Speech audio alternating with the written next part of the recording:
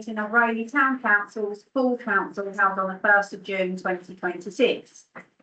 This meeting is being recorded and the recording will be uploaded to the council's YouTube page within 2 working days, where it can be accessed by everyone. Members, please ensure you speak one at a time to enable the recording equipment to pick up all members clearly, so that the recording audio is easy to understand for those who choose to watch it. Please note that the council's visual equipment may on some occasions focus on or near to the public seating area. Therefore, those in attendance at this meeting may be filmed or recorded. Attendance at this meeting signifies your agreement to this. If, as a member of the public, you do not wish to be filmed or recorded, please inform a staff member in attendance and we will try to assist where reasonably possible. On hearing the fire alarm, we ask all attendees to immediately evacuate the building. Please evacuate via the nearest fire exit and make your way to Webster's Way car park. Do I need to do the closed session? I'll do that now. Okay. Members, if I can ask you to switch your phones on to silent or switch them off, please. Thank you. Thank you very much. So agenda item 1, apologies for absence. I believe we've got 7. Councillor Lumley, Councillor Ward, Councillor Mill, Councillor Page, Councillor Linden, Councillor Nigel Nell and Councillor Sutton. Item 2, declaration of members' interests. So everybody that has been fair is in RBC. Start RBC. Thank you. Item 3, minutes of the previous meeting. To approve the minutes of the extraordinary council meeting held on the 26th of May 2026 as an accurate record. So, Sorry, just as a point of order, could I just clarify, through you, Chair, is per standing orders if the Essex County Councillor and other district members have been invited to the meeting as per standing orders? Thanks. No. Thank you. thank you. Okay, to the minutes. I do have some points I'd like to raise, if that's all right with members, to tell you what I've seen, we'll come back to them.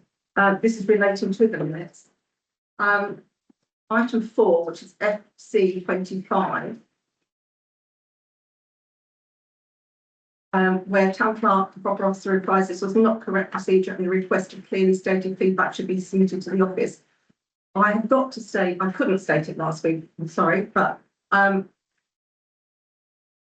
we have got, I'd like some clarification really as well, that the clerk did state that it was to go back to the office. When I looked at the not correct procedure, it actually doesn't state anything about going directly to the office. It says, can all councillors provide their feedback?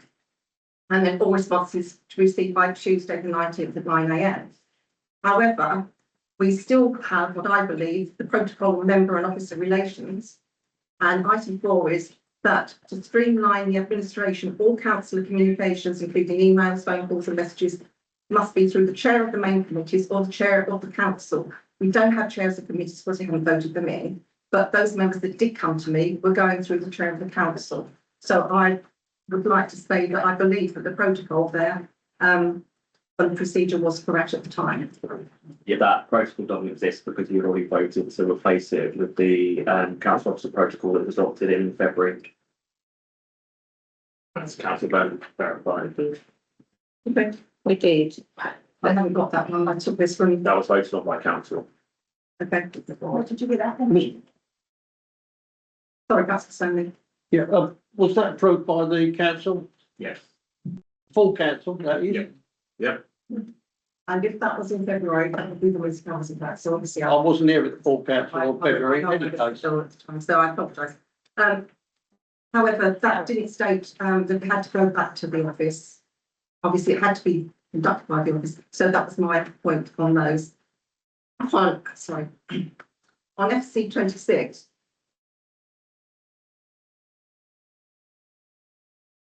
Sorry, I've just got to pick this up. That the council proceeded against the advice of the proper officer because of a proposal document. I believe that was the one that I stated several times that I was bringing an amendment to, not a new motion. And also we had a member here from the EALC, and they stated it was an amendment to the motion. And therefore, I'm concerned why Clark thinks that it was provided to us to check its legality. I was under the understanding that we had an amendment to that motion. We weren't voting on a new motion, and I don't understand why it's noted down there as it wasn't a legal procedure. I don't know if any other members have got anything to add to that. Councillor Wilson. I'm sorry to ask you this, Chairman, yet again slightly confused. Was the EARC member here in an official capacity or as a member of the public?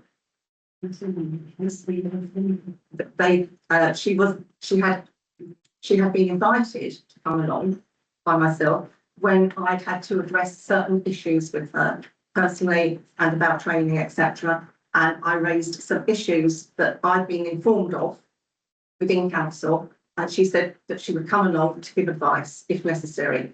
But other than that, she would stay as a member of the public, the same as the other lady that was here was a member of the public, but she wouldn't speak unless I'd invited her to. And at one point, I needed clarity, so that's when I invited her to speak.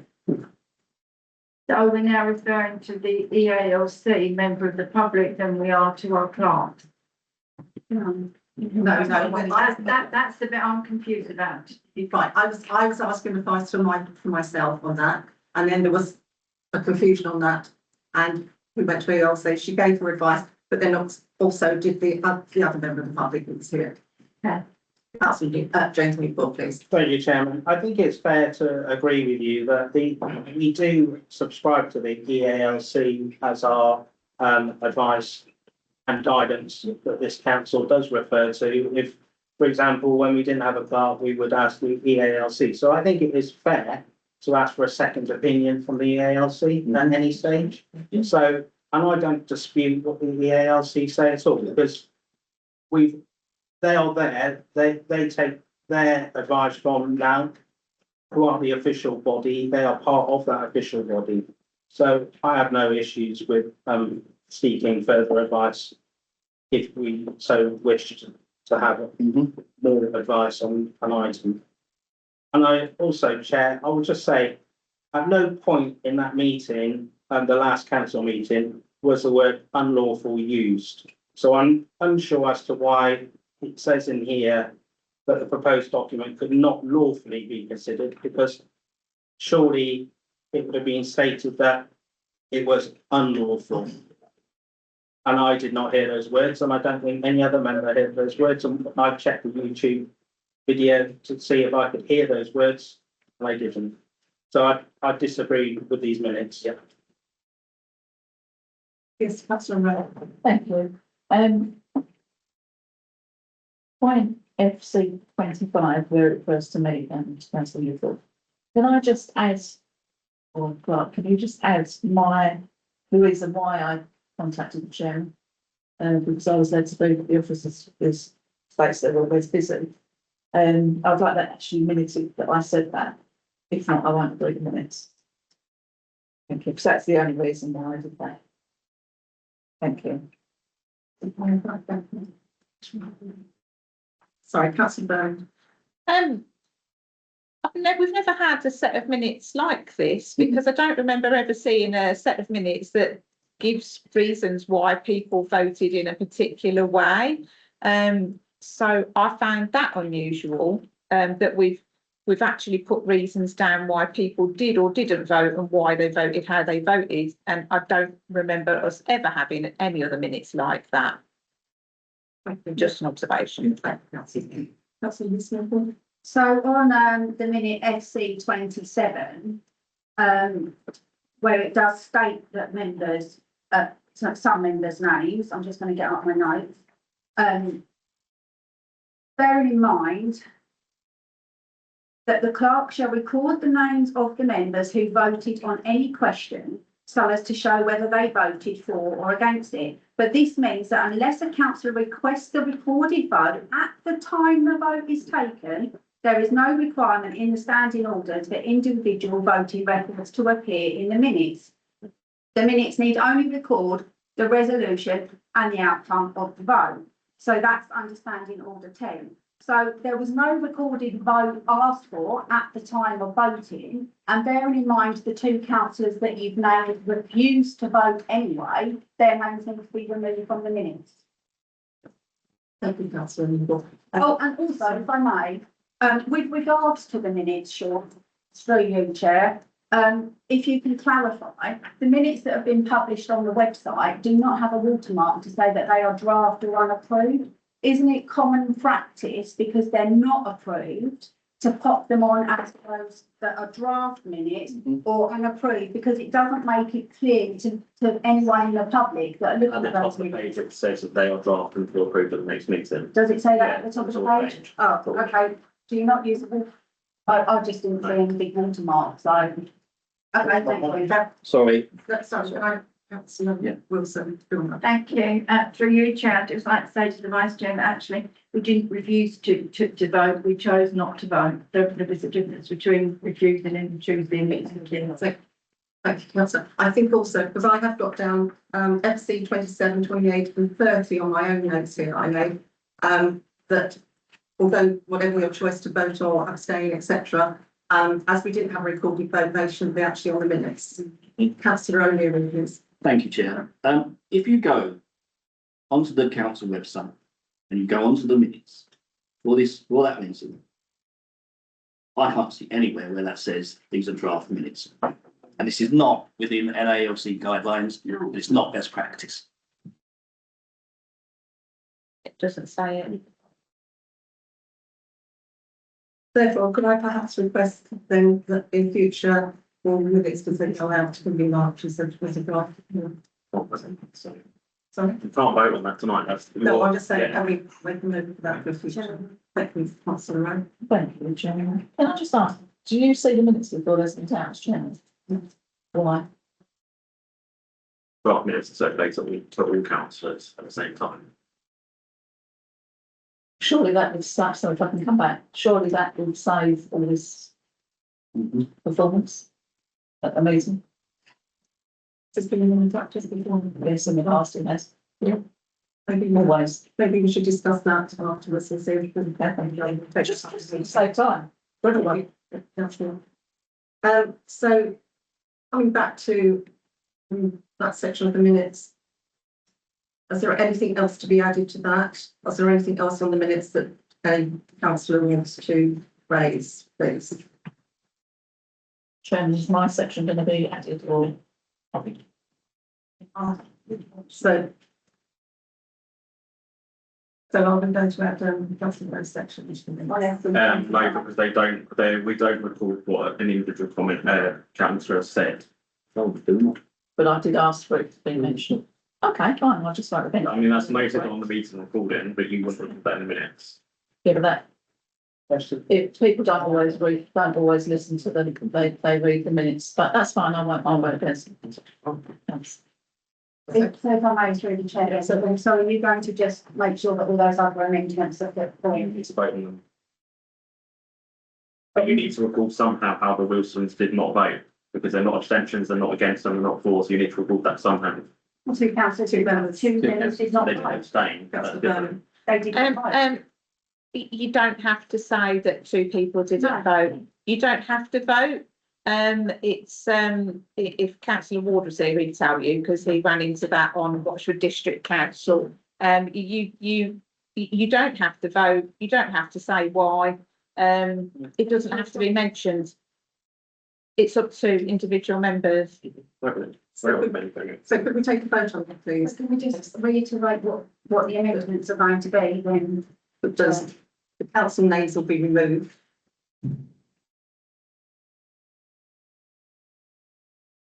And then.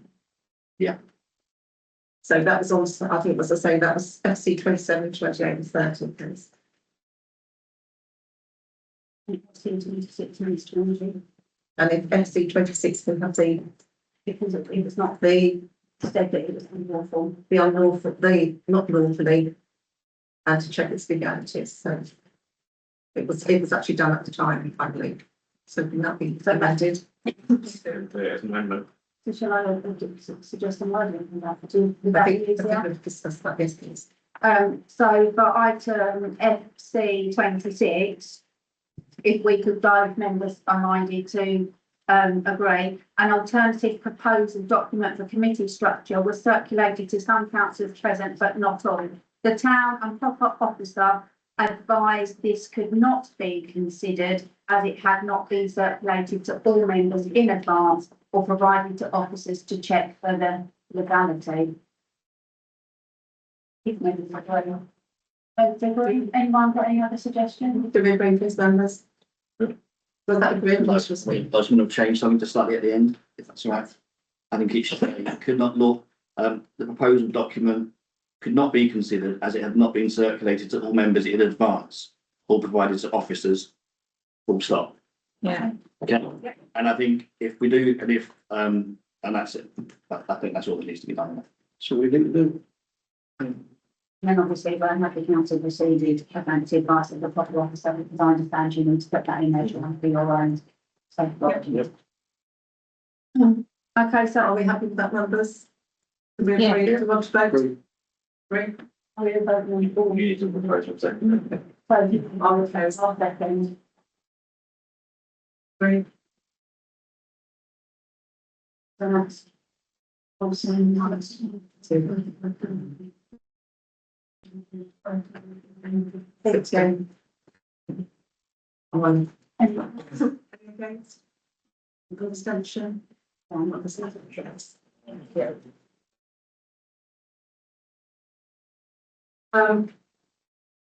Not actually those minutes, but I did agree the minutes of the previous meeting, of the last meeting, and I didn't sign them. Yes, yeah, we've got to try. Yeah.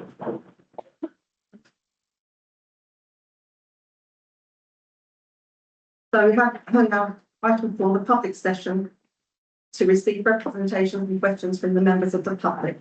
Do we have any members of the public that would like to speak at this moment?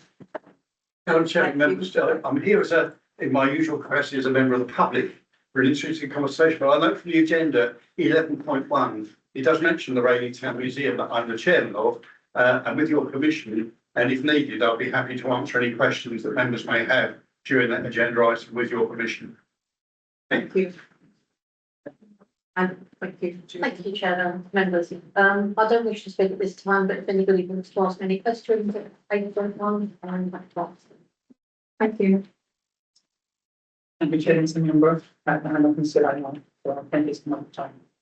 Thank you. Chairman's updates here. So obviously I haven't had a long time to do very much, but the 17th of May, I'm sitting up the High Street for the Metro Action Week, so that took up quite a time. The event went well. On Wednesday the 20th, we were in the High Street with a lot of the other services. On the 21st of May, I had been invited to Royal Court Care Home, where they had a dementia Alzheimer's event on, and they asked me to speak to them. And then on Thursday the 28th of May, I attended the art trail opening in the Millhall Cafe, which was the Golden Geese charity, and there was a young lady there that spoke incredibly amazingly about the charity and how it had helped her with her art and everything. I saw her through her diagnosis of cancer way through. So, and that's where I'm at. Thank you, everyone. So it comes to the clerk's report, please. Related, so that's just related. Is there? So, Barry? Thank you, Chairman. Couple of issues here, Chairman, that I'd like to question. Since my return to the council, I've been on the receiving end along with all councillors about how busy the office is. Two items have come into this report that concern me. One is that it was necessary for the clerk and the deputy clerk to do all the inspections of the 4 allotments. Well, I would suggest that must have taken the best part of the morning. Why did we need 2 of our officers to go and do inspections of allotments when historically it's always been an officer plus either the chairman of the Environment Committee or his nominee, or as many councillors as wanted? It would have then spread the load and that it wouldn't be necessary for two officers to be out the office all morning. That's one item. The other item I would want to have concerns about, Chairman, is on the financial issue, and I don't know how we address some of this or if it's going to come here, is the demolition of the shed in Swain Park allotments. As I can see at the moment, the budget for the environment is something like £7,000. I may be wrong, but I need correction on that. But 4,500 out of that is taken down of this shed, which, to be honest, has been as it is for a number of years. Why do we suddenly need to spend £4,500 taking down something where, having already received photos of issues on a number of the allotment sites, that money could be well spent in areas that will have a direct impact and improvement on the allotments, rather than taking down a shed that basically you can't get into. Yeah, I know it's not safe to be inside, but you can't get inside it. So that's very, I think as well, I understand what you're bringing into this from your clerk's report, but we are doing Swain Park allotments on that item number 9. If you'd like to. yeah, by all means, yeah. That'd be great. But the other thing is why it was necessary for two officers to do allotment inspection when historically it's always been one officer. If you were on the Environment Committee, as it is can be in future, does it mean that we've got to go independently, or have we just got to take what the officers tell us is the situations on allotments? Okay, thank you. Can I ask the clerk to answer on that, please? Yeah, so it was both officers because as well as doing the routine inspections, there have also been a series of break-ins at 2 or 3 of our allotment sites. And so we met with the allotment site reps whilst we were down there to discuss what they need to do in terms of reports to police. And you don't think any councillors are capable of doing that? That's not council's role. Your council, as a council, you need to set strategy and policy, not deal with operations. Sorry, I thought I'm getting this wrong, Chairman. I thought the councillors ran this council. If the residents have a complaint or want to raise an issue, they raise it with their duly elected representative, their councillor. They do not generally come to you as officers. To us. As officers, the first point of call is usually a councillor. We are elected to represent their interests. Why you don't think an officer and an elected representative, or more than one elected representative, couldn't have done that task and saved one of you having to be out the office all morning? I can't understand. It doesn't make sense to me, but there we are, Chairman. Sorry. Thank you. Councillor Stanley from. Sorry. Councillor Stanley will go there. Thank you. Councillor Stanley, please. Thank you, Chair. Through you, the invasion of the allotments was done last year. And I do not know of any invasion of the allotments this year, up to when the clerk disbanded the committee. But I had already been to the allotments before the disbandment of the committee, and nothing was mentioned to me from the allotment holders, and I was at the allotments speaking to some allotment holders just after Christmas. And as far as I know, there wasn't any invasion or anything going on the allotments after Christmas. So I'd like to know what was so concerning for the officers to go there to find out what invasion there was on the allotment, please. Thank you. Councillor Stanley, can you just clarify the invasion you're talking about and when that was? Was it breaking? Well, one was actually we had somebody living in one of the huts to the right-hand side of Swain Park, and the other one, because our boundary fencing is non-existent in Swain Park.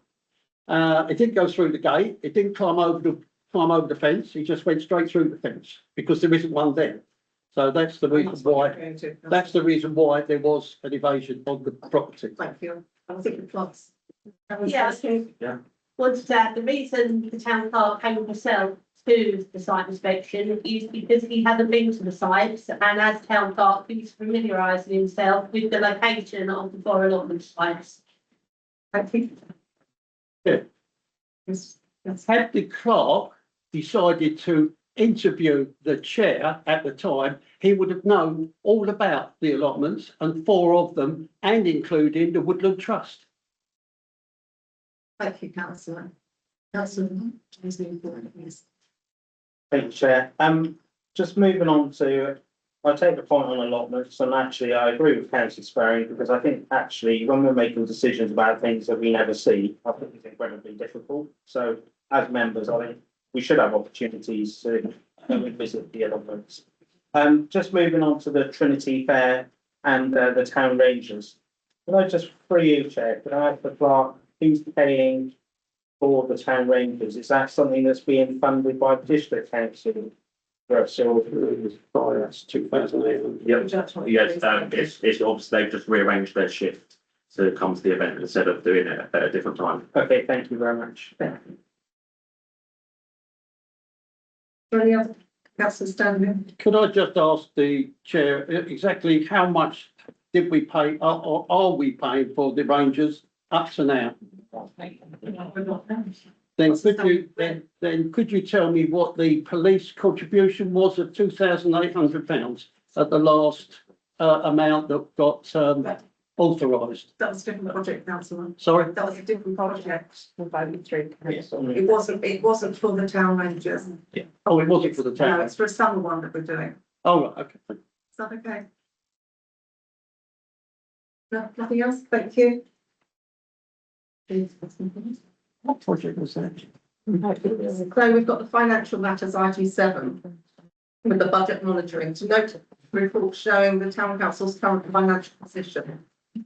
I think you've just all been given those this evening, so we haven't had a chance to summarise them.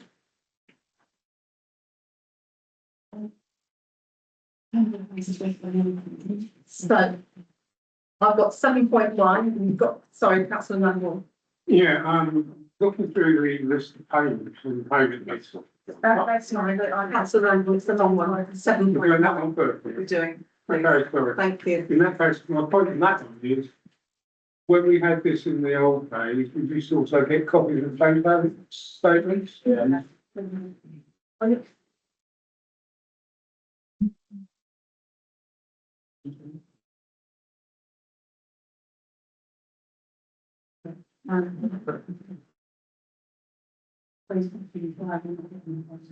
I'll come back to my point with the payment list, but Yeah. when we do that. Thank you. So, yes, we can have that. That's fine. That's adding that. You happy with that? Well, You'll be circulated with the bank statements. I'd like to see them now, so I'd like the points that come up. Who's our next? Also, actually, Chair, well, Yeah. so I agree with councillor Lambert, but while you're there, Kate, can we see February's and March's as well, the payments list, because I've not seen them and they're not published on the council's website. Thank you. Mrs. Cullen, did you want to speak? I think I'm going to hand up. Yeah. Sorry. Yeah, couple of things really I'm particularly worried about here. With income 01 on allotments, I see that there is an actual amount of £45. There's a variance of 6,955. What exactly is that? Does that mean that you've only got £45 from the allotment holders up to now? And why is that? My other question is, can I carry on? Did you want that Yeah, answer okay. first? Is 30 where we've got council services, allotments, maintenance. What was the sum of £2,308 spent on? As I know nothing about that at all. Going through this arboretum survey of £3,000, I'd like to know when that was spent and who for. Sorry, what number was that? That was, 39. that's number 39 on the other page.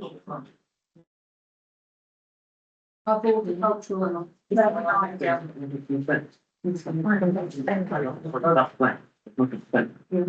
39. Spent on that. Sorry, Not a spend on that one. £3,000. That's the budget, nothing not spent. What, No spend. what, how, what I want to know is how you got to £3,000. That's in the budget. That's budgeted, but I want to know, that's not enough. Anyway, that's the reason why I'm saying to you what the £3,000 is for. Also, we've got under or overspend of £100 at number 6505, which is earmarked reserves of £100 on allotment deposits. I don't understand what that's for either. Thank you. That's a receipt. That's the reason. That's the receipt. So that's income coming into the council. What, just £100? It's a deposit for a plot. £100? Yes, that's what you said. That's a deposit for a new allotment to be done. Yeah. Oh, is it? Oh, right, okay. Does that answer those questions, Councillor? Well, apart from the allotment of £45 at the top of the page, I don't understand what that's for. That's because we build the allotment rents in November, so this November coming, you will have a lot more going to that account. So is the, These, sorry, the rent goes January to December. So we had all the fees in on the last, so have we got the fees in for this year? yes, yeah, We but had- they were in last year's. That was last year's Yeah. accounts? Yeah. Right, thank you. So happy with that one now. Thank you, Councillor O'Leary.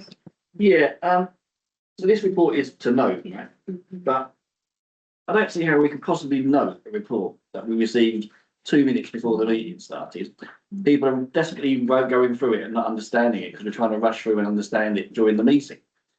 So I suggest we don't note this. I suggest we go away and we look at it properly and we send questions into the office if anyone has any questions about it going forward. And you're proposing it. Yeah, I'm proposing that we do not. That you were asked to do anyway. That was put in the email. Noted. Yeah, so we're not note, I would propose we don't note to the email. It said any queries can come by email.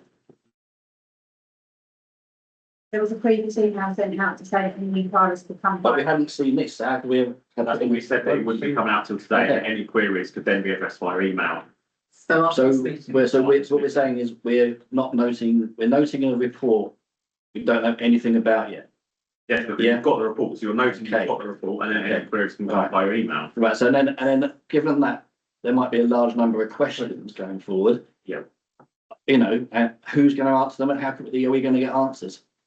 How would you propose we go about bringing these questions forward? The answers will be generated by us officers, depending on who's best to deal with it. Okay, well, can I propose going forward that we get we get the notes, reports for noting well before the meeting starts and not on the day or 2 minutes before? Usually you would, yes, but Yeah. obviously we are transitioning to Scribe, and that's why the reports have come later, because there's been additional work Yeah. for these first set of reports. I think that was making a comment. I Yeah. No, Councillor Rowe. I can send in my question. My question was really around the market income. Budgeted 23,000 and actuals 11,000. So why are we so down on the? I can send that in. So obviously that's for the 23,000 for the full financial year. Obviously, we charge the invoices on a monthly basis, and we have got 11,000 in so far, but that's because there have been some unpaid invoices from the years before. Right, so are we relatively up to date with the? Yes. We've moved the traders going forward, their payments are now much more proper, we don't have unpaid invoices like we used to. Thank you, Councillor James. Thank you, Chair. Well, I'd be expecting to see these reports come into the strategy and finance committee going forward, but I'd also like to see the debtors list as well, because I think that, and rightly so, Sean has pointed out to us that there's a significant amount of money that some of our tenants, etc., were in arrears with, and we were totally unaware of that. So I'd like to see the debtors list coming forward in future as a report so that the councillors are fully aware of what's happening with our finances and our public's money. Thank you. Councillor Brown. Thank you, Chair. Continuing on the thread from Councillor O'Leary, it's all very well us getting a reply on an email. Thank you very much. But if you have a meeting like this and a conversation, you will then trigger perhaps somebody saying, actually, well, how does that fit in? Which you can't do in a continual backwards and forwards email conversation. Something may come up and it says, well, we're going to spend it and we're going to do that. Well, what's the knock-on effect? And you cannot keep saying, send us an email. This is the very essence of having these meetings, as far as I'm concerned, Chairman, that things will come out of the meeting. And if we have long enough to prepare for our questions, it will trigger things that will subsequently may go back as one item. Thank you. Thank you, Councillor Brown. The transitions one's very good to address that. Yeah, well, the reports do usually come with the agenda facts when they go out. It's just because of the transition that the reports are later this time. That's the one. Thank you. Councillor James Meador. Yeah, one last query on the earmark reserves. There's no net position on there's no figure to that, is there? Sorry, am I missing something?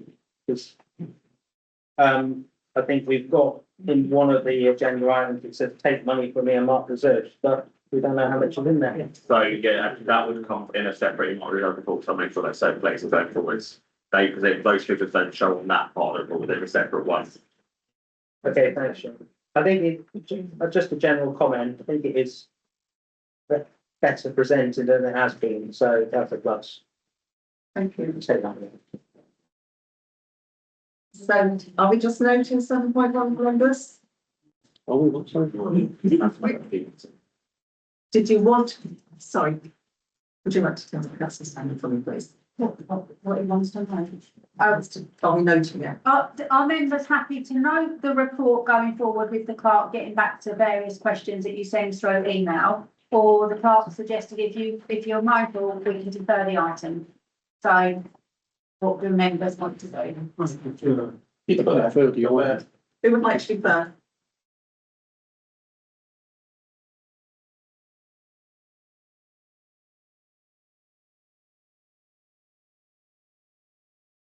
Or against deferral?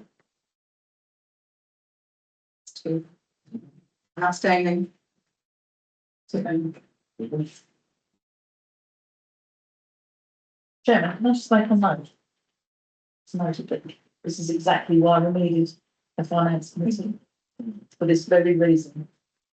Yes, I think that has proven the point. Thank you. And as I say, I think that's the more mentioned it because we'll be going to the CHG finance. So our schedule of payments to approve the schedule of payments presented for April 26th and May 26th. And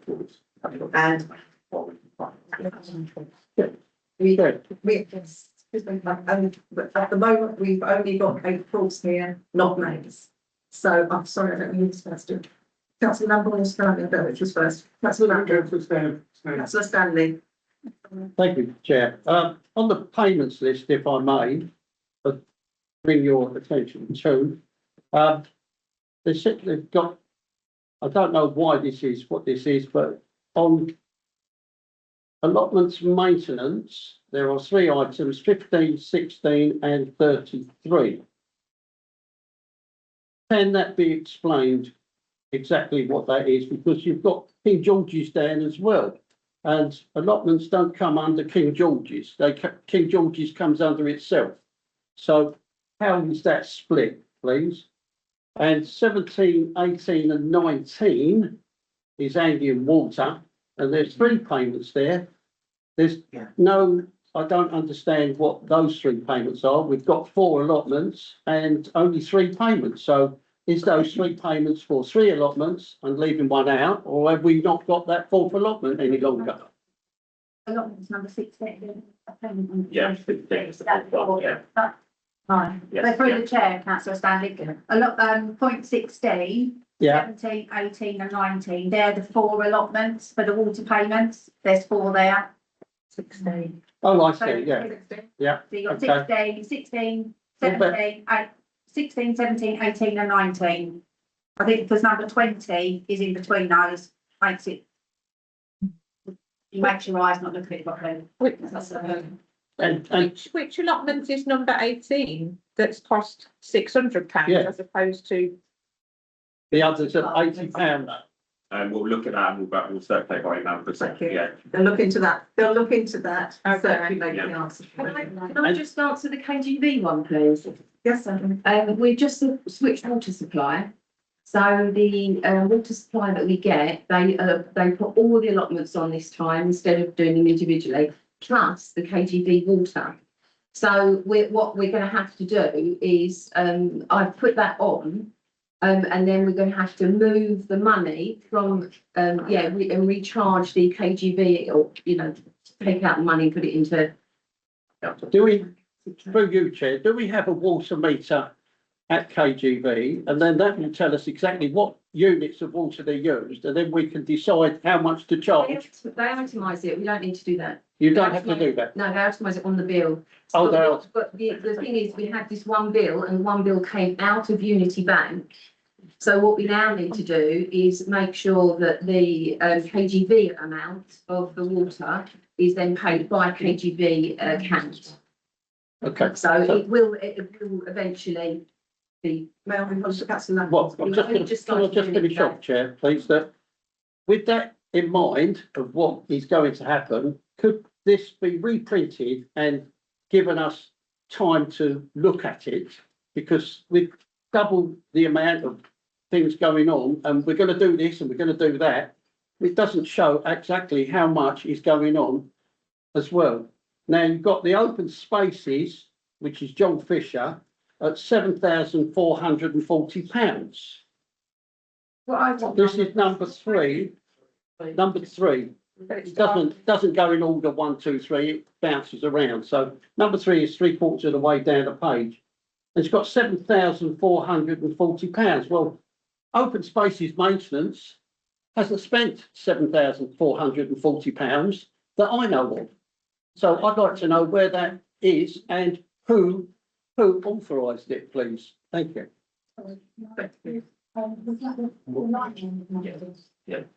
So it was the line marking. And who authorised that? That was, it was Open Spaces Committee, the work plan that you set. It was on the working plan. It was on the work plan. It didn't get authorised. The work plan. It didn't get authorised. The working plan is not authorisation. Sorry, the working plan is a working plan. It is not authorisation. So I'd like to see that money put back in the open spaces, please. And whether it comes from reserves or whoever it comes from, it goes back into the open spaces, please. Thank you.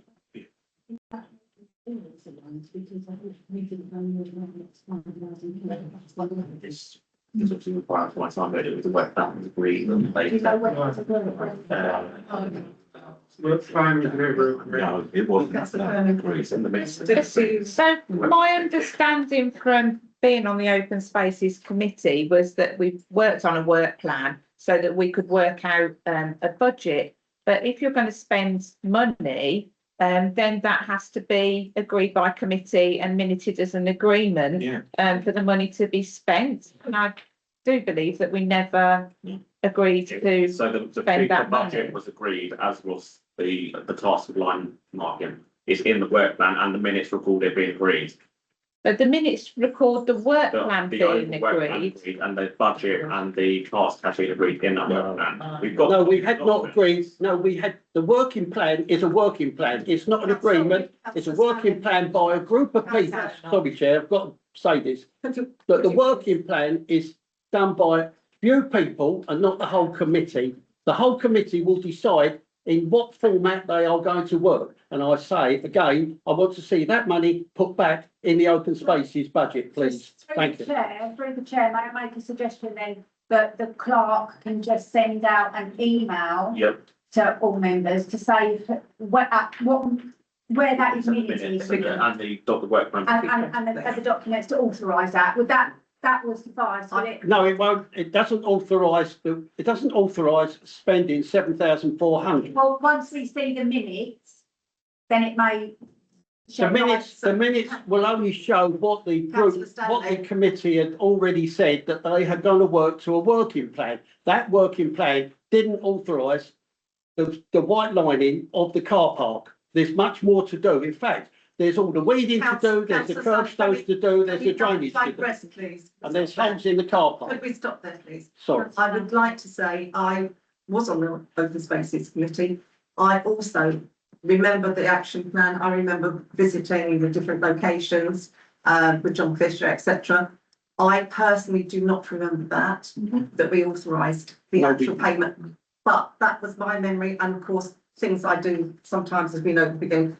I didn't read something, I just missed it. So I think if we go back to what we've asked the office to do, is to send that out to us all, and then we can see, and then maybe we'd have to take that, if it comes to it, we'll put it on another agenda at some point.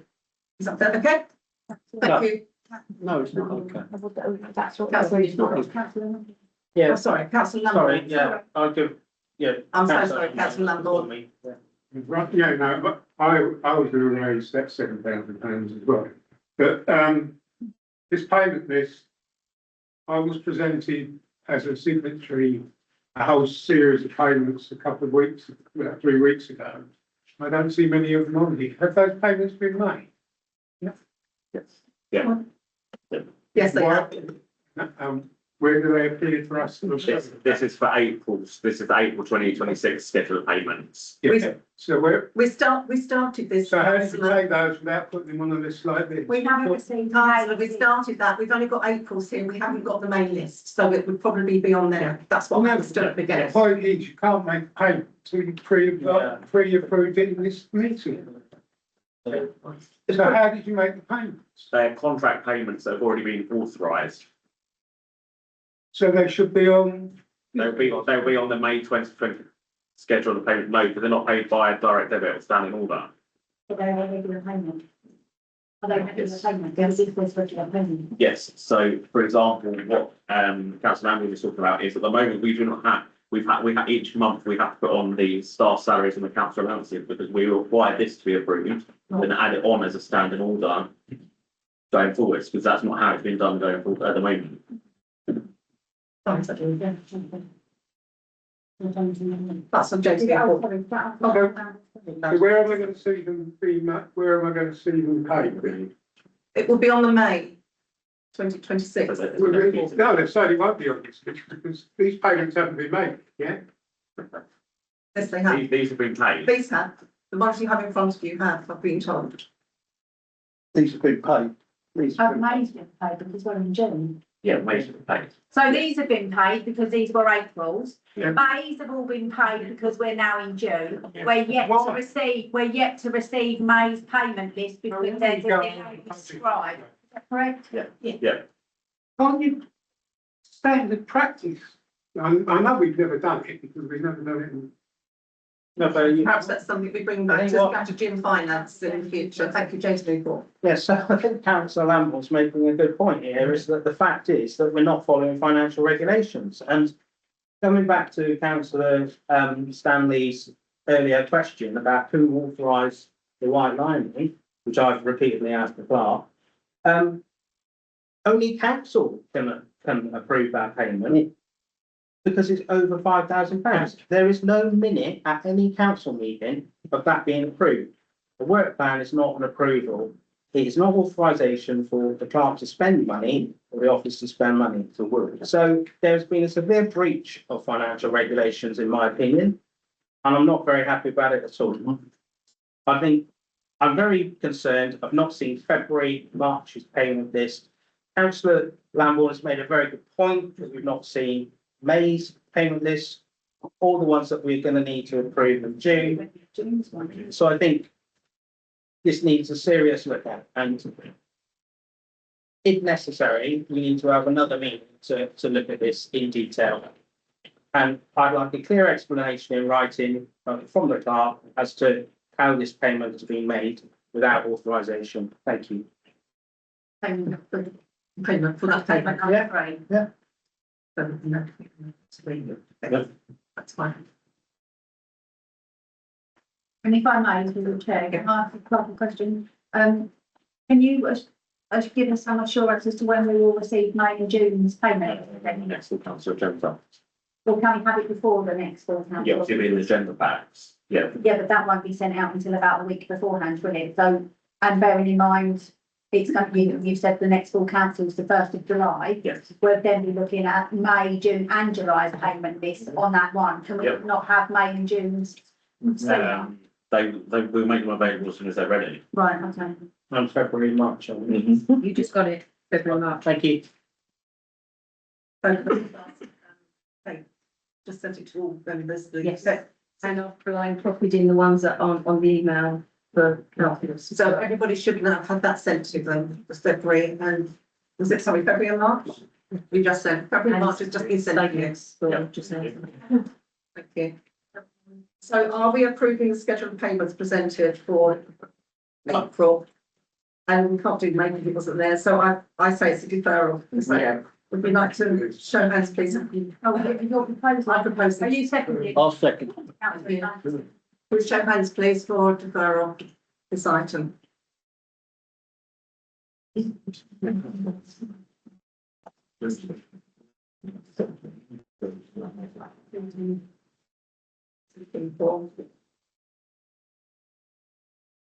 Okay. Again. Yeah, I just want to speak, that's all. No, We're doing a vote, please. That's one. Sorry. Put your hand up, I was confused. Right, against. 2 against.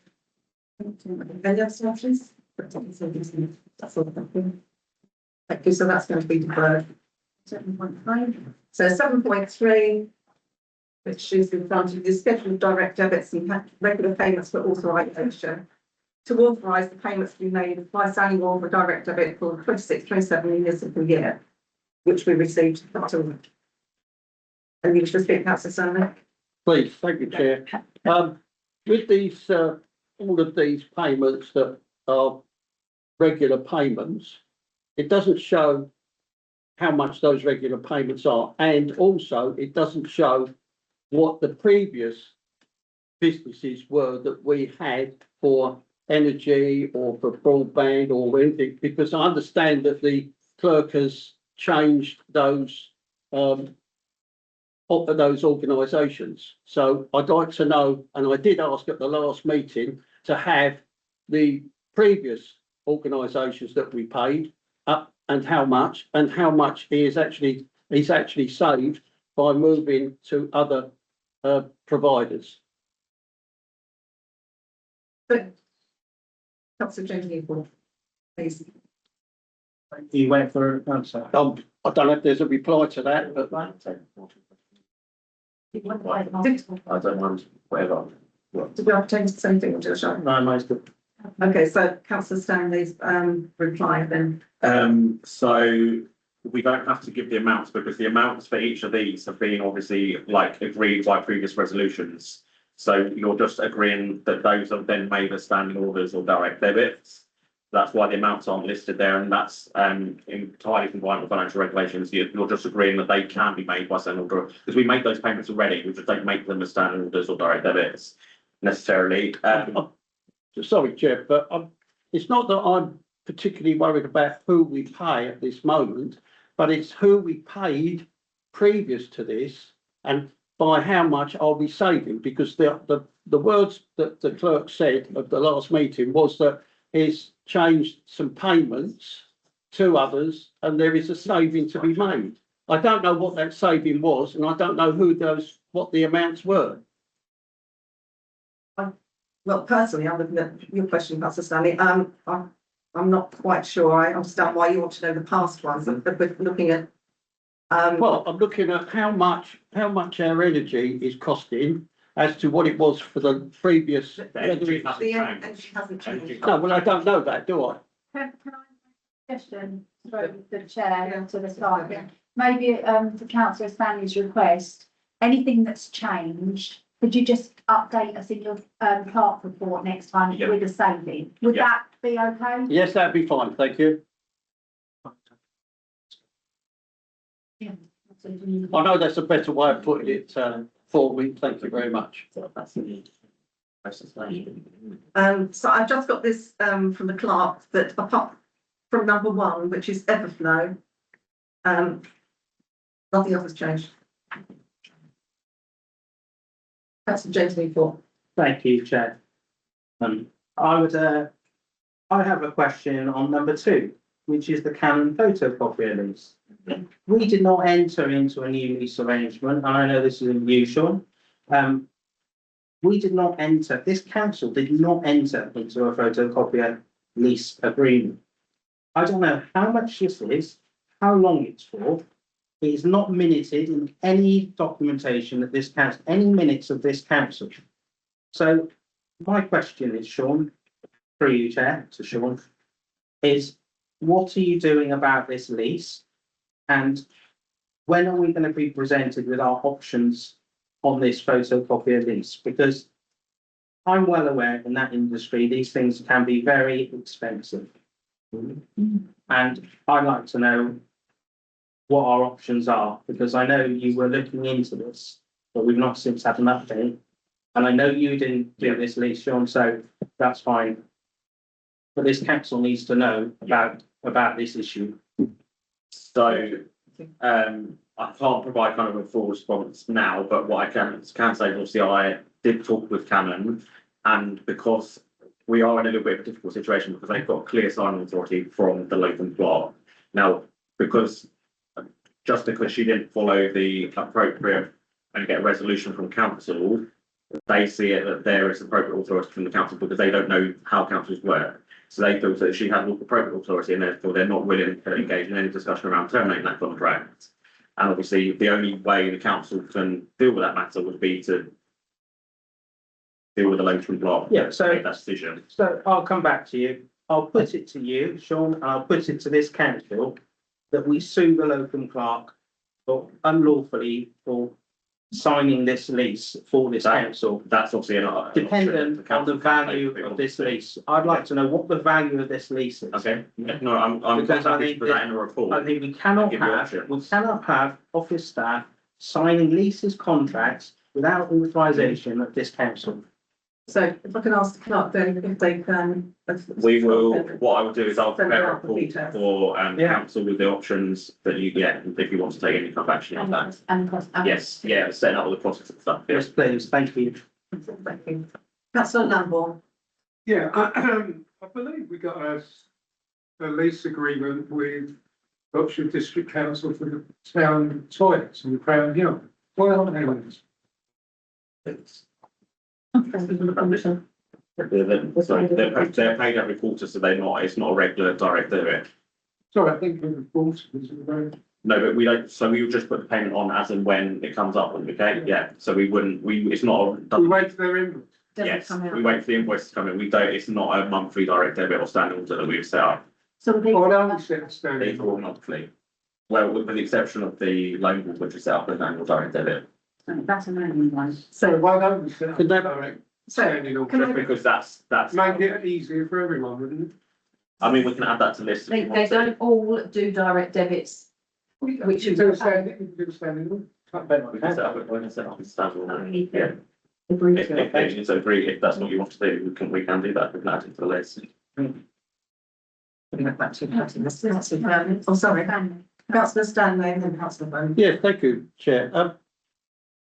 I know this, it says schedule of direct debits and regular payments for authorisation. Now, is this all that the council pay out, either as a payment, regular payment or direct debits? This is one thing that is not down at Rochford District Council for toilets, which we pay. So can we have a complete list of those payments or direct debits made, please? So I think what he's asking for is anything that's monthly, anything that's quarterly, anything that's monthly. So, no, so the purpose of this item is about what's paid by direct debit and standing order. We were not proposing to pay the toilets lease by a direct debit or standing order. If you want us to do that, we can do that, add that to what you want to approve tonight. But these are what we are looking to pay by standing order or direct debit. But just for clarification, when. All other payments would be put on. To the toilet. Yes. and the payment to Rochester Yes. District Council, is that a back transfer? Everything else we done as back transfer, that's why they're not on this list. Want to come back on But that? if you want to amend that, we can. Can we see that on a piece of paper as regular payment, whether it be a transfer, whether it be a standing order, wherever it be, it's a payment, schedule of payments. That's what I want to see, a schedule of payments. And if that is part of the schedule, then that should be included in there, please. So that's what we need. This, when it's I don't really care where it comes, as long as it comes in here somewhere, because it doesn't at the moment. You've got it, right? Councillor Vernon. So, you were saying that nothing else in here has changed except for that. I don't remember that we used to pay a Vodafone bill for staff mobiles. And you're saying everything's minuted and agreed, and I don't remember that going through. So that There's a minute in here. extra authority to the staff committee essential last meeting. All right. Councillor Gordon, please. Yeah, I'd just like to make a point in that, Chair, if I may. I do believe myself and the previous chair had that conversation with the clerk, which we said we were more than willing to understand the clerk's concern that he wanted to have a work mobile for when he was out and about and that he would need it. We also brought up that we'd like mobile phones for his staff. Myself and the chair of the council at that time said, although we weren't against it, we'd like him to bring a business proposal to us. We'd like it to take it to the personnel committee and to get it all agreed. I never saw that. That never came to us. And I have to say that even on the clerk's report that we saw at the personnel committee, I was actually completely surprised as well to see that on the agenda, as we had asked, and I have that minuted in my minutes and my one-to-ones with the clerk, that we requested that as they were office-bound staff, that we requested that was brought to us with a plan, absolutely a business proposal. It's because I wanted to take it to the personnel committee as it was a new item for us to approve. Thank you. So can I just come back to Councillor Vernon? Is that the way you understood it as well? Yes. You'd agree. Thank you. Okay, so there's no further comment on that. Was there anything else?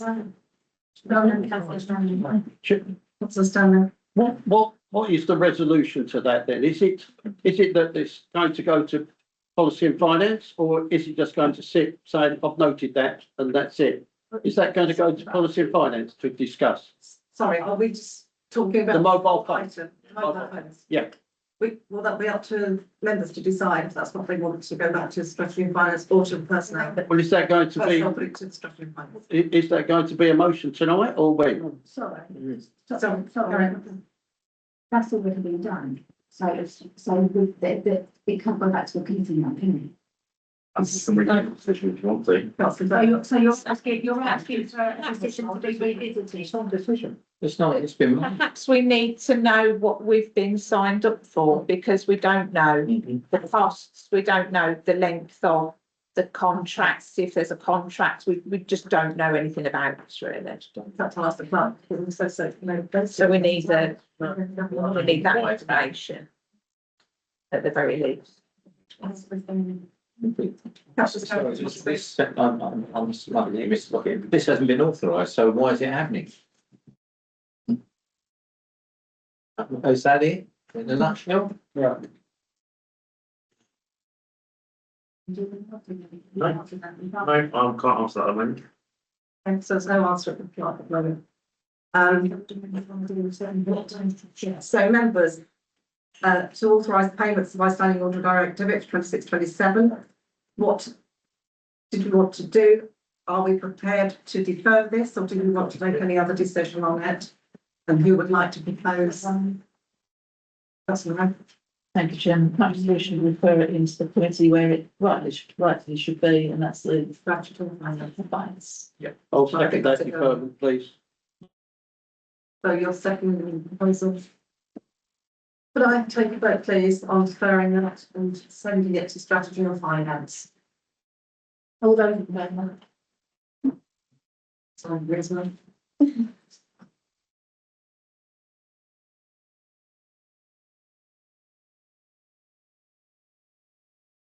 And those against? And those abstaining. Can I just add, Chairman, which gets to what I'm saying, it is appropriate, I feel, that members of staff do have work funds. However, it should be approved in the correct fashion. Yes. That's all we're saying. All council staff, 99% of council staff do have mobile phones.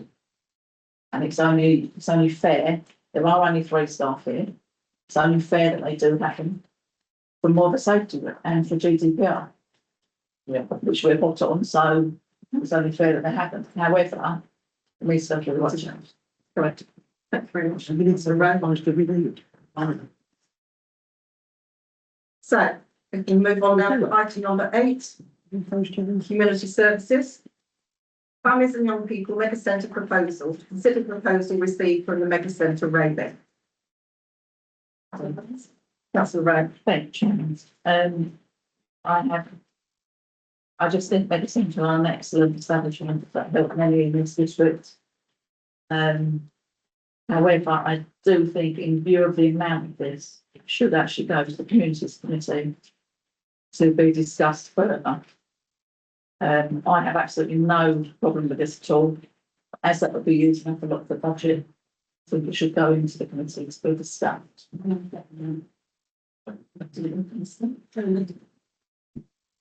Are all in favour of the proposal that it goes to the communities first? Yeah. Yeah. Brilliant. Yeah. Agreed. Agreed.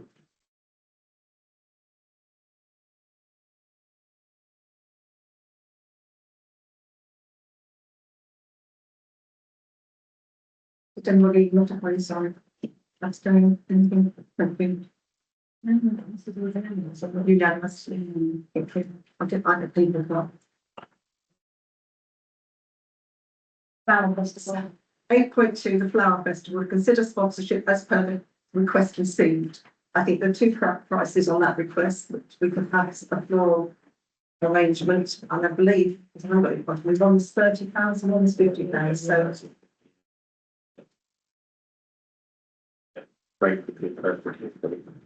So the first question I'd like to put to everybody, are you in favour of having cut the arrangement from RTC for this? Do we have show of hands on that one? Agree? Okay, and then the proposal is a £30 arrangement or a £50 arrangement. That's the same. That's what I do.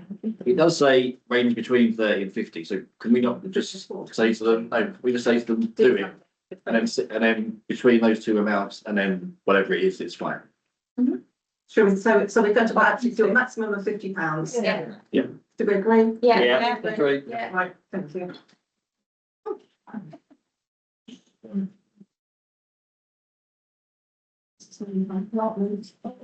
So question number 9 is Swain Park allotments, the old shed demolition, to consider the quotes received. It's not going, It's staying, just please. staying. Shush, please. So in front of me, I've noted that we had 3 quotes, Evolution at 4,629.40 pence, Alien Waste at £3,780 and One Serves at 3,600. Have we got any members that wish? So shall we have Councillor Vernon, please? Can I propose that we send this off to the committee that has allotments on it for people that want to talk more specifically about allotments, and we can consult the allotment holders, etc. So can we send it off to an allotment committee rather than full council? Thank you. Don't know if I've got a seconder. I'll second that. Councillor Lambourne, you want to speak as well? I will speak, but I'll second Councillor Bowden's motion. Yeah, we speak now, it's fine. Right, Okay. can I ask a dumb question? Has this item, we've just come out of the budgeting scenario, did we budget for this? I don't think so. Budget, so I don't know. The clerk wasn't involved in that, so we don't know. And I've just think that most members are saying no to this. That's Thank you, Chairman. Why did this come up all of a sudden? A request from the Swain Park allotment, plot holders. When we went to do the inspections, this was what came up. So why didn't they go in the budget for this year? And so an allotment holder asked you, and you can immediately go out and get quotations to do the job without reference to any councillors as to the implications, what else we might need the budget for, et cetera, et cetera. I'm sorry. That's not. I'd tell them, I'd tell them they have to wait till next. Exactly, anything. Councillor, could I just say, apparently it was discussed by the allotment subcommittee some time ago. And so they, the plot holders, obviously were wanting to receive an update on this. But did the subcommittee then take it to the committee? Or did the committee not have it? Go back. I have no idea. It is proposed last time. Before my time, so. Send it back to the Councillor Stanley. Thank you, Chair. Just to give the council a little bit of information. This came up about 3-4 years ago now, when Councillor Spearing was the chair of the allotments, and then I took over from him. And this came up from the site rep, saying that we could do with a new shed, because, why, I said. He said, well, the ground is all cracked up inside, the concrete's all cracked up due to the fact that the oak tree alongside of the garage is, the roots is cracking up the foundation, the floor, not the foundations, the floor of the garage. So I asked when I was portfolio holder at RDC, exactly what our circumstances are, what we can do, what can RTC do to repair the floor. He said, if you'd like to send in an insurance claim, we will deal with it. So I said, okay, no, just give everybody an idea of what's going on, because this is fundamental. Councillor Stanley, could I just stop you there? Because I think if we go back to the proposal that Councillor Vernon came up with, was seconded by Councillor Lambourne, then that will go to the committee, and then I'm sure all your back knowledge and everything can come up then. Yeah, I think the council needs to, I think the council does need to know though, because at that time, a costing I of, think we still do it at the yeah, committee. okay, well, that may be. We'll carry on. If we can vote on that, please. Yeah. What was, no, so it's to defer this to the appropriate committee. environmental services. Yeah, if if that's got allotments sitting under it, hasn't it? Yeah. To vote. Councillor Lambourne, second that. Yeah. Are we all in favour, please? Could you raise hands if you're in favour? That's unanimous. Thank you.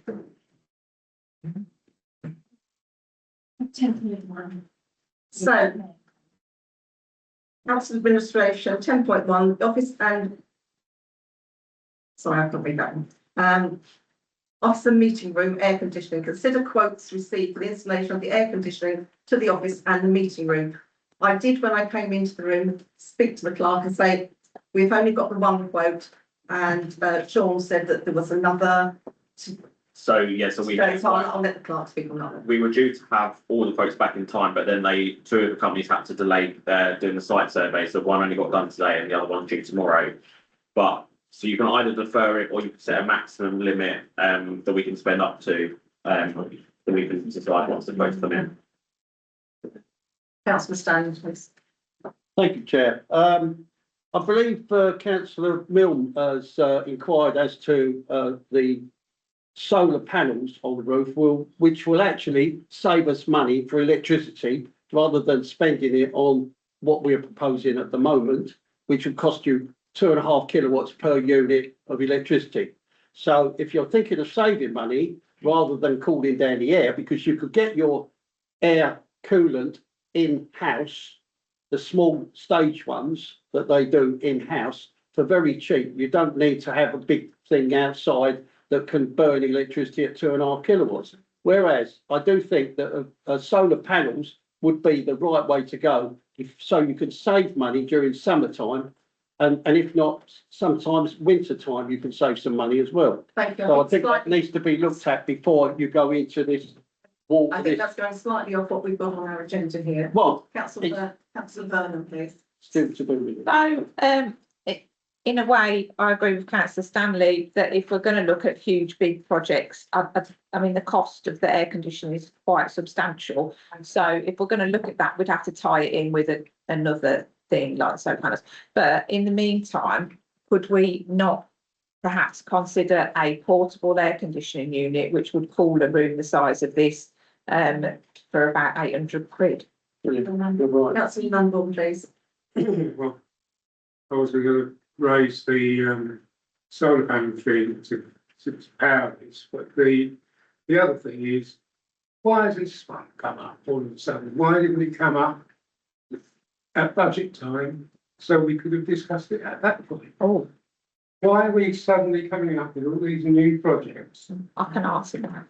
If you can let Councillor Vernon answer, she knows the answer. I can answer that. And the second thing is, if we do put solar panels in, it doesn't necessarily mean we have to pay for it. I'm sure we can find funding somewhere. And my third point is, that will then be part of the fabric of this building. So therefore, it should be part of KGB trust, and it shouldn't really be a discussion for this. That's what's been mentioned down here by the clerk. So the decision around solar panels would have to be taken by KGB. The air conditioning, because it relates to the office and this meeting room, which obviously the town council occupies, is why it's come to the town council, and the solar panels haven't. Obviously, we would still have to get consent from KGB to install them in the building, but it'd be down to the town council to pay for air conditioning. The solar panels would be for KGB to decide.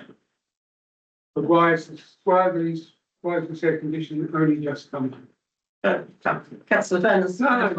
It's No, so Councillor Vernon's going to answer. I can Thank you. answer that.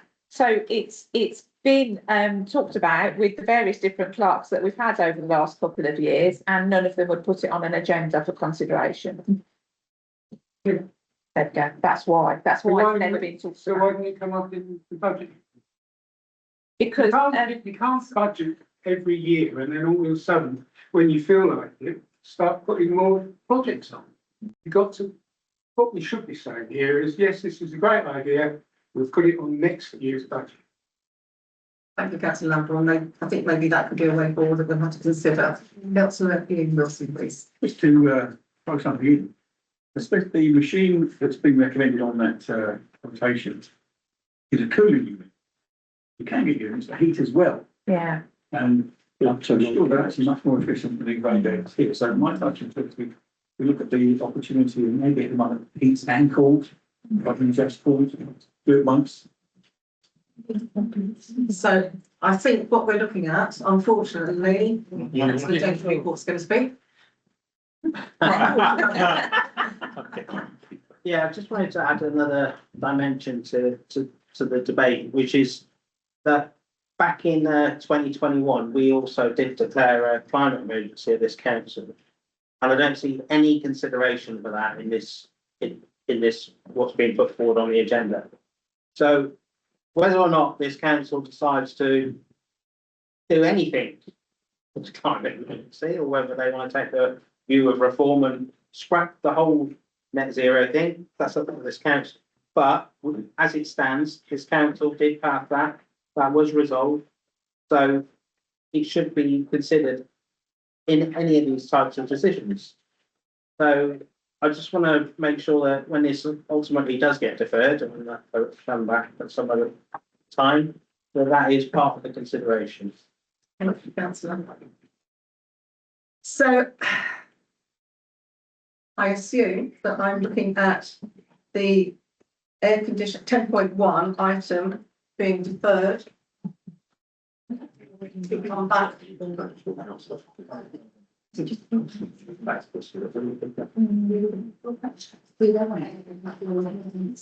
So members, can we say, would you want to discuss that at full council? Would you prefer that to go to a committee? I'm going to ask the first one. Full council. Chair, can I just turn around and say, will there be a climate and emergency committee on this council to carry this through? Can we not discuss at the moment? This one, please. So do we want to defer to a committee to discuss this and then bring it back to full council? Yeah. That's the proposal. Yeah. I'll propose that. Yeah. I'll second that. Thank you. Those, What do you mean?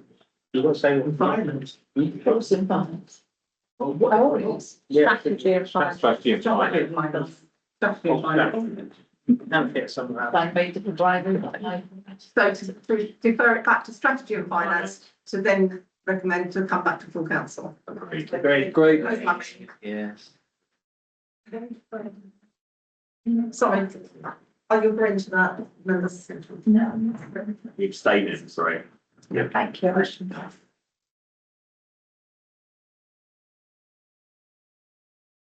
Thank you. 10.2, councillor allowances, to consider the report and its recommendations relating to councillor allowances.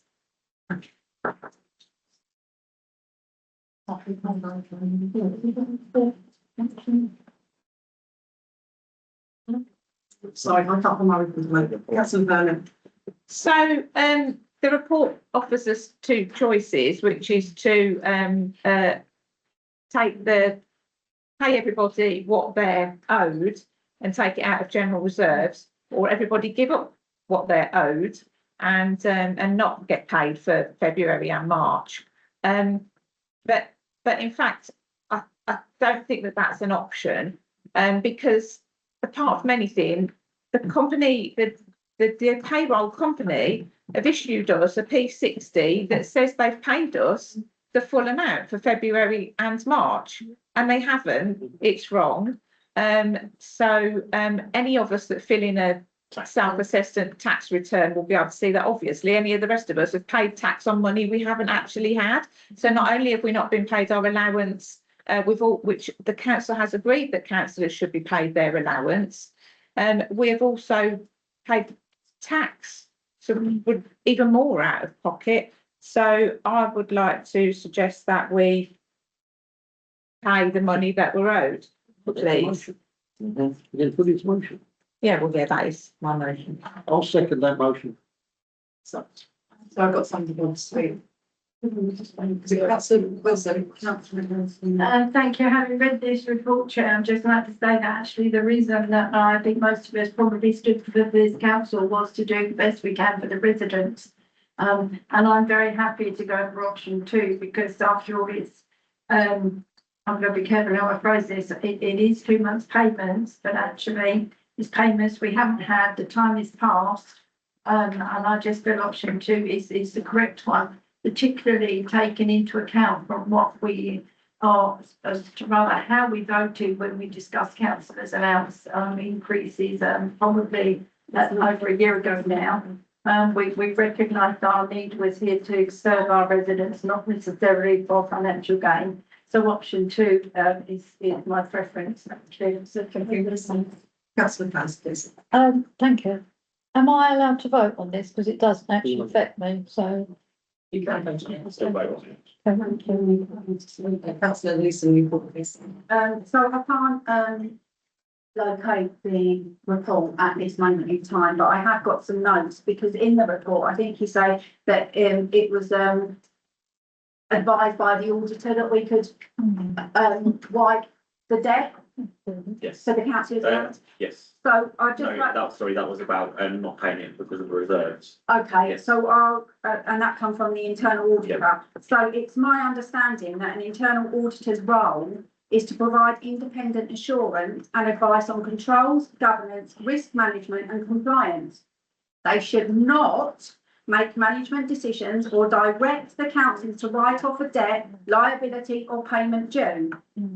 The position is reinforced by Rayleigh Town Council's Financial Regs 2.7, which states that internal or external auditors must not perform operational duties for the council, initiate or approve accounting transactions, or direct the activities of council employees. And as has already been said by a member, it is a payment that has been owed. We are not increasing members' allowance. It's what has previously been agreed. And I think it's quite unfair to just even suggest that we don't make a payment. We wouldn't dare suggest that officers didn't receive a payment because it had been missed off a payment schedule. Councillor Stanley. Councillor Stanley. Thank you, Chair. In relation to the question or the answer for number 2, if you like, is that how do we get the money back from inland revenue? that we've already paid. That's the point. It's on the It's on the P60, so members would Yeah, have. I know it's on the P60, but Contest that with HMRC. you can, And then provide bank statements to say that you haven't received the payments. like, Which is a very long-winded process. which I was just going to point out, that's a very, very long-winded process, because I've been through that before, and it takes 6 to 8 months to get it resolved. It takes hell of a lot of time. All this payment is that if it is in the council's money bank, if it's in the council's money bank and hasn't been paid out, therefore it should be paid out. Like you would pay your electricity bill, your gas bill, or whatever bill you've got. If you've got a mortgage, you don't have the option of not paying it, you have the option of paying it. Whether you pay it later and it comes out of your inheritance, that's fine, it doesn't matter. But you pay it nevertheless, and I would suggest that the council does its due diligence and pay up what it owes. Thank you, councillor James Newport. Oh, thank you, Chair. Yeah, just briefly, Chair, I'll be supporting option 1 because I contribute some of my allowances to charities and I wouldn't want to see them short. So I'll be supporting option 1. Thank you. Councillor Lambourne. Yeah, can I ask how this happened? So I mean, the report does mention it, obviously, that it was based on the information given to us by the payroll provider. So they didn't ask us for the. So their reports, back to council stated that they were paid in advance, not arrears, which is why the council in 2 consecutive years set its budget for council allowances on the basis of being paid in advance, not arrears, which is why you have insufficient funds in your budget to pay it. Councillor Eames. Yeah, just a small thing. I remember, it's been 2 years ago, we were discussing an increase that we were being offered by RDC for our everyday monthly allowances. And one member, who's in this room now, and I name him if he wants me to, argued very strongly, very vocally and very successfully that we should not accept this increase. And the reason being, that we should be in solidarity with our residents who are finding a bit of a strain right now. So we didn't take that money. I feel that if we take option 1 here, we're being seen as being motivated by the money rather than any altruistic. Councillor Burnham, please. So, totally disagree with what councillor Ian Wilson has just said, because that was a debate at the time. Council made the decision to pay the allowances at the set amount, and that is the decision of council. It doesn't matter what the debate was at the time. It's a council decision, it's done, the money is owed to us. Thank you, councillor Burnham. I'd just like to sum up with Libby's. I do feel that what was discussed with councillor Ian Wilson just now was about taking an increase or extra funding. That was voted on, we didn't take it. However, we had already got our allowances. We're not voting on whether we take the allowances or not. It's literally what should have been paid. And I personally therefore would go with number 1. With councillor Newport now wishes to speak. Yeah, sorry, Chair. Yeah, I think some members may be confused because members don't have to take their allowances. No. When I was a county councillor, members were offered an increase. I didn't take my increase. Some members chose to take it. It's a personal choice. If some members in the room don't want to take their allowances, full stop, don't take them. If they don't want to take this shortfall, just say to the office, we don't want it. It's not a huge issue. You know, this is an agreement by council. Since I've been here for a decade, I don't think they've even increased. And councillor Sparrow and Rowe have been here a lot longer. So it's not a huge sum of money. It's a shortfall. It's affected people's tax. Just make it. And that's really something that needs to be put right. So That's your right. I think we can safely say, Chairman, that we don't do this job for the money. We do it because, you know, for the love of our residents, and that's what most of us do around this table. But for me, it's a principle thing now. We're owed that money and we should have it. Thank you. I've got a suggestion here that I think possibly councillor James Newport just mentioned. Not if we've got members around the table that don't want to take that, that is an option. And for the rest, I don't know how we want to do that. If we want to do it directly, just bring that to the office and let them know what your decision is, I believe would be my suggestion. Would members be in agreement with that? So, just for clarification, so any members that contact the office that wish not to take the academic payment, if you don't hear from any members, they do wish. Yeah. By, do you want to give a date? So by the end of the week, do you need to do it by the end of the week, which will be the 5th of June? Is that okay, members? Yeah. Thank you. Oh, no, we're voting on option one. So we need, what goes at option one? We've got proposals up there. Then you've got proposal, which is very happy. Marianne and Chris Daly. Oh, right. Okay. Yeah. Yeah, all in favour? All in favour of that? Thank you. Sorry, Chair, is there what councillor Lisa Newport has just said? Yeah. Yes, we've got to be on. So unanimous. Yep. And don't forget, then if you don't want to take your allowance to let the office by the 5th. Yeah. Of June 2026, just so there's no.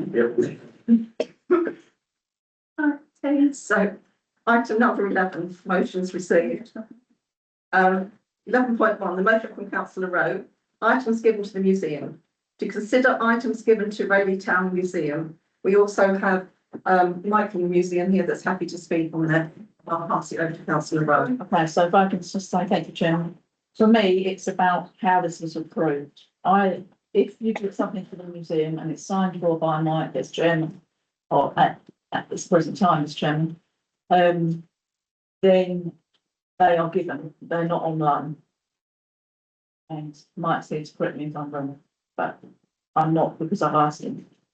But my main concern is how this happened, where it was approved, and why and how we've suddenly decided we are not doing awards anymore, which is what these drivers use.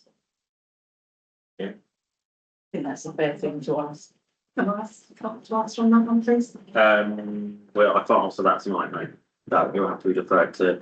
You're welcome to put in a complaint to the staff committee and then we're there. Sorry, just why can't you answer that when this motion was put, so you have notice of this motion? Because it was a very broad motion. We didn't know what questions would be asked. We weren't expected to answer on the night.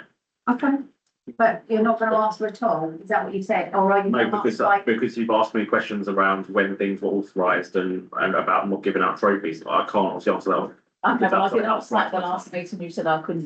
Sorry, just so that we're all clear, you can't answer on the night, we understand that. Are you going to provide an answer or are you not going to provide an answer at any point? I can provide an answer in writing, I just can't provide an answer now. Okay, so if our members happy to have an answer via email on councillor Rowe's questions? So, councillor Burnley, can I just, I know you want to speak. So councillor Rowe would like to know how this happened. I'd like to know, I'd like confirmation. I'd like Mike to stand up here now and say that these items were given to him and he signed it. They're not on loan, if that's okay, Mike. And I would also like to know why and when was it decided that we would no longer have an awards evening? Because I don't recall being part of that conversation, because that's something, we talk about residents and we talk about, I mean, at an awards evening, the hall was full. I mean, people loved it. And now we're saying we're not going to do it. So. Could I take councillor Burnham did have a hand raised, so I'll come back to you on that. So I did just want to ask Mike if we can, because it was my understanding at the time that that we were told that these were going on loan to the museum for displaying the cabinet. So can we find out from Mike what the actual conversation was, please, if that's allowed? Thank you. Mike, would you like to speak, please? With your permission, Madam Chair, yes. I can give you, if you wish, precise dates, emails and everything at another time. But I received an email at my museum email address from the town council saying that there were certain items they no longer wanted and would the museum be interested? And I said, can I come along and have a look to see what they were? Now, originally, there were just some empty photo frames from past chairmen, but there was another box and I inquired, oh, are these available as well? Yes, if you wanted them. And there were some photos, some postcards, some booklets and bits and pieces, all relevant to the Rayleigh Town Museum. Now, the museum philosophy and the museum policy, if we get offered by anybody an item to add to our archives, there are very, very strict rules and regulations. We are required under our constitution as a registered charity to comply with. We can either have them as an outright gift, we can either have them as a gift at a cost, so we agree a figure, £10, £100, whatever it is. The only basis we can take something on loan is if it's for an exhibition. At the moment, for example, we've just finished an exhibition on the Speedway and we had several items on loan for the Speedway. At the moment, we've got an exhibition on the Rayleigh Art Trail, which I recommend everybody attends, by the way. And we've got some paintings, one of which is on loan. But the object entry form, which is museum standard, that we fill in, is that it's for a loan for 1 month or 2 months. There is no legal thing for what's called a permanent loan, which means the item retains the ownership of the person, but it's on public display in the museum for 1, 2, 5, 10 years. So we insure it, we maintain it, we preserve it, etc. But it's not our ownership. That is not standard museum procedure. So what happened in this case is I got Rayleigh Town Council in the form of the clerk to sign and fill in an object entry form for the outright gift of these items at no cost. Now, it's obviously not for the museum to see, has that complied with council procedures? What was the committee procedure? What's the full council? That's none of our business. It was signed by the town council and we accepted that in good faith. Thank you, Mike. And they're very nice items. Does anybody want to ask my question, please? When was it signed? Was it March, April time? We were approached, I think, in February. We came and had a look, made the decision, and then. Thank you. James, Councillor, James. Thank you, Chairman. Mike, you're a decent fellow. What did it take to get them back? If we wanted them back, we don't actually know what it is you've got. The Rayleigh Town Council have a copy of the object entry form with all the details of every single item. So you should be able to get access to those details of exactly what you've got. If the council reconsider and say, I know we signed a legal document, but you know, bear in mind you're a good fellow. Yes. We've now decided we want them. Yeah. We would seriously consider that. Could you loan them back? No. No. The bottom line is you would either arrange for us to keep them because you no longer want them. But if you decided you wanted them, I'm sure as a reasonable, was this something I said, Dave? No. As a reasonable organisation, I'm sure if we receive such a request from the council, I don't see that as a problem. So council could consider the position and maybe put a request in. Yes. To get them back. Thank you. Yeah. Right, sorry, Councillor Rowe would like to speak again, please. Sorry, Chairman, just formality, on the grounds that I'm on the management committee and this discussion has gone wider than I expected. Can I declare an interest, please? Thank you. Councillor Stanley. Thank you, Chair. It seems, Sorry, Councillor, did you want to address Mike or through us? well, Can Mike sit down? I can, if you want me to, I can. It's up to you. But my thoughts are that even though it may seem as though we had no use for them at this present time, it can come to light that we will have use for them. And if they're not in our possession, let's say, and 9/10 of the law is mean possession is yours by rights, then we can't use them. So I would suggest, and I know this is probably a last minute request, that they are owned by the council. And until the council forfeits any property, it has to go to council alone and not to an individual to say, you can have it. Thank you. Thank you, councillor Stanley. I think Mike would like to come back and I think he's going to say what I was about to say. Thank you, Madam Chair. If I receive a request, formally or informally, from Reading Town Council to say, we're going to put this question before a committee for them to decide whether they want to change their mind or not, and then that will go to full council. And if the council decide they want all of the items back, or as I suspect, possibly only part of the items back, because the items included both some empty photo frames, they included some postcards and some things and some photos relevant to the history of Rayleigh, but they also included, and this is outside of, they include some old trophies for the various prizes that used to be given. If the council decide, I'm not putting words into your mouth, Madam Chairman, but if the council decide they wanted the trophies back, I don't think that would be a problem. Thank you, councillor Rowan. Come back. So we won't have to put a request in for them then. I would have to, sorry, no, through the chair. If I receive such a request, I would obviously have to go through the management group of the Rayleigh Town Museum. It's not something I can decide on my own, because I would have to, but I don't think there would be an issue. Thank you, councillor Rowan. Are you happy with the way this conversation has gone? I'm happy with that, Chairman. But what I really need to know, and that's the whole stance of this, is how, why and when was this decided that we would no longer have an awards evening? That's all I need to really know. Mr. Chairman, I'm afraid I can't answer. No, that's going to go away. You're gonna provide an email on you, and so everyone's happy with that. I don't have an issue with anything going to the museum. I love the museum, like we all do. Certainly. But we need to know. Thank you. Clerk, Carol the clerk would like to have a.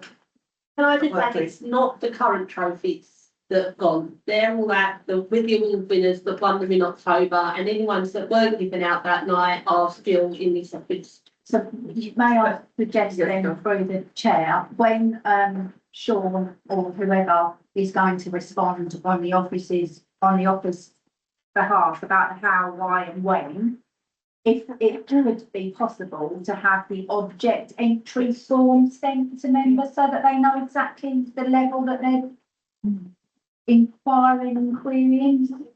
Thank you. Thank you. Members, we're happy. Mike, please. Madam Chair, with your indulgence, because I think a councillor did mention it, it is public knowledge, but after 12 years as the chairman of Rayleigh Town Council, my role is slightly changing from the 1st of July. I'm going to become what's called founder emeritus, which means I'm going to relinquish some of my day-to-day responsibilities, but I'm still going to be a regular member of the museum. I'm going to be the liaison with the town council, with the district council, with the chamber of trade, the sponsors and all the, PR side of things. But other people are going to do the day-to-day nitty-gritty so that we can have a smooth succession, so that we ensure the museum is here in 10, 20, 30 years' time.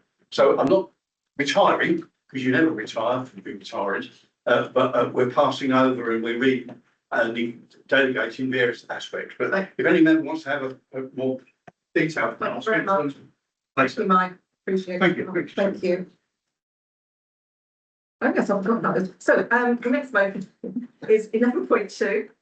It's a motion from myself, for meeting support. It's to consider requesting that the EALC attends the next 2 full council meetings in an advisory capacity. A cost of about £50 an hour. Now, I'm happy to take any questions on that, or if you'd like me to explain, which I probably tried to do at the beginning, as to why there was a member from EALC here previously. I've had some conversations with the clerk. There were some concerns over different things happening in meetings, some information I was given, I don't necessarily need to share at the moment, about things that were being conducted within relationships with councillors, various things. And as a new chairman, I wanted to get my advice directly from the body, as we just said, that we contribute into. During that time, as I say, Michelle did say that she'd come along, and I will be continuing to take advice if I need it. And she did say if we wanted to take advantage of their input, whether it be from, and I did say this when I was with the clerk, I said, is this a case of we need some outside help from a monitoring officer, EALC, etc., that we can have them come along, come down to the meetings, give advice, but that this time that was done separately. There was no cost involved with that, but this time there will be a cost. So that's what I'm bringing this to. If you feel that this is a situation where that would be an advantage, and that's what my motion is, that we would have somebody come along to assist us as members, officers, whatever is happening within the structure that needs to be assisted. And I think we've got Councillor Lambert first, please. Yeah, 2 points. £50 an hour, does that include travelling time? That was what she gave me as all in per hour. I don't know the answer to that. We could look into that. But if you wanted to go, I can set, both can set from all, not so we're. no, Manchester. no. She's only at Woodham anyway. She comes, okay, right. But I was going to say, I would look Can you at. get an idea of, can you get a fuller idea of the, might have to defer this. We could put a maximum spend on it, councillor, tonight. Okay, right. if we Second- wanted to. Second point is, if your concern, part of your concerns are to do with conduct and relationships between people within this room, surely you should be asking the monitoring officer from RDC to come rather than the ELAC. Thank you. Thank you. I'd like to comment that I did speak with the clerk, and I was on, my understanding was that the clerk had invited BMO for the last meeting. I noticed that they didn't arrive. I don't know what happened at that point. So I think that was also a consideration as well, Councillor James Newport. Thank you, Chairman. I'm supportive of this. It may not, some members may not realise that in fact we had this at the district council where we had someone come along to watch our meetings. And it helps with improving performance for everyone and officer member relationships. So I've got no problem with this. The only question I would ask is, as there's no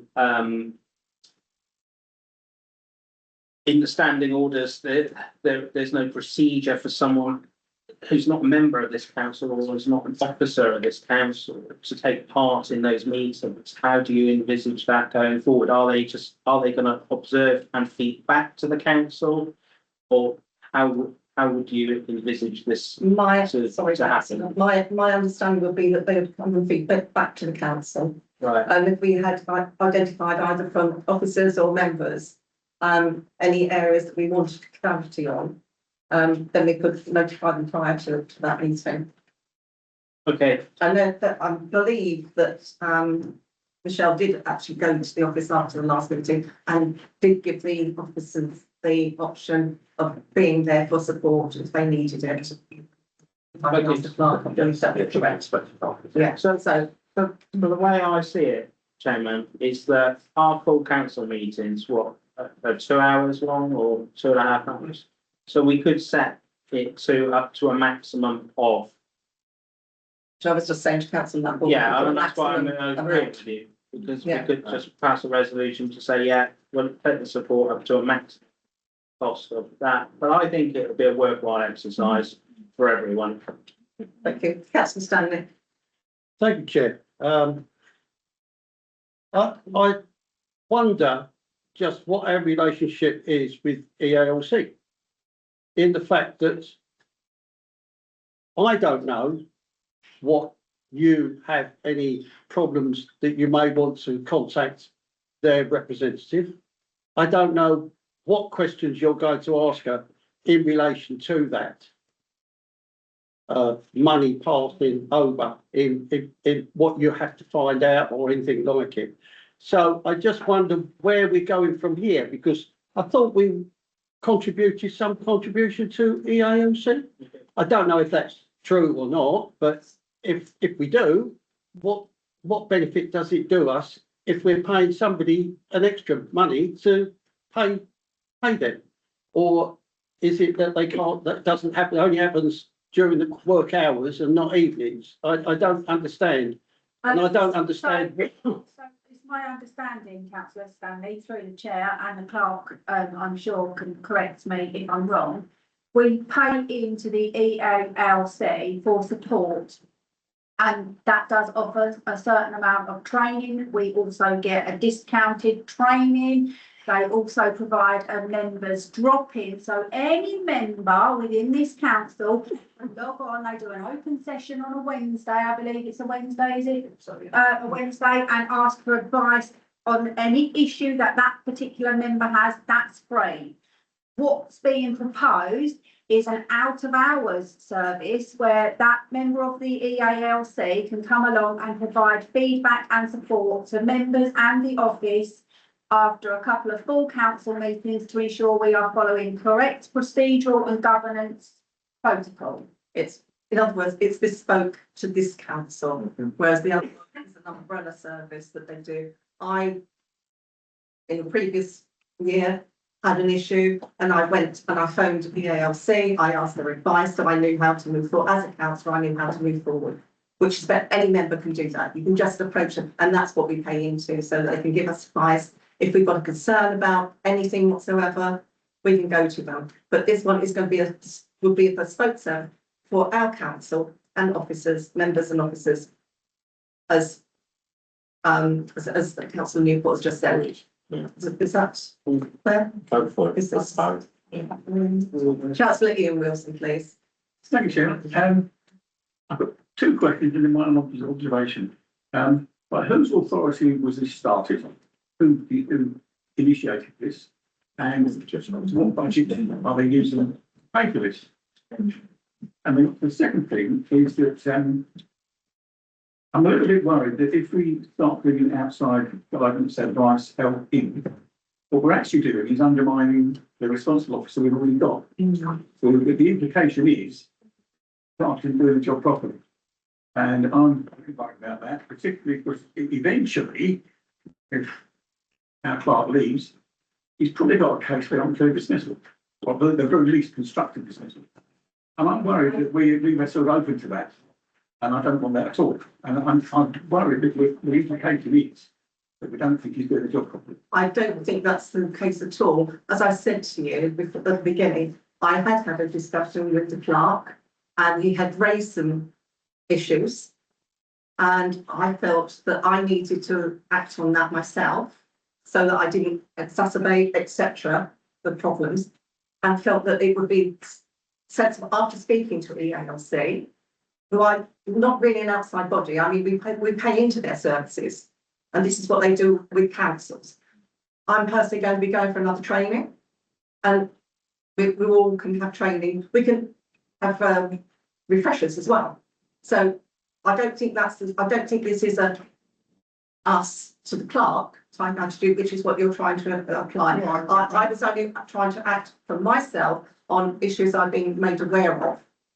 So, Chairman, and overall, just so that I get a proper understanding, it was yourself who, I suppose, the EALC to come along to this council, and I don't remember that even being discussed in council, nor do I remember being told where the money was coming from.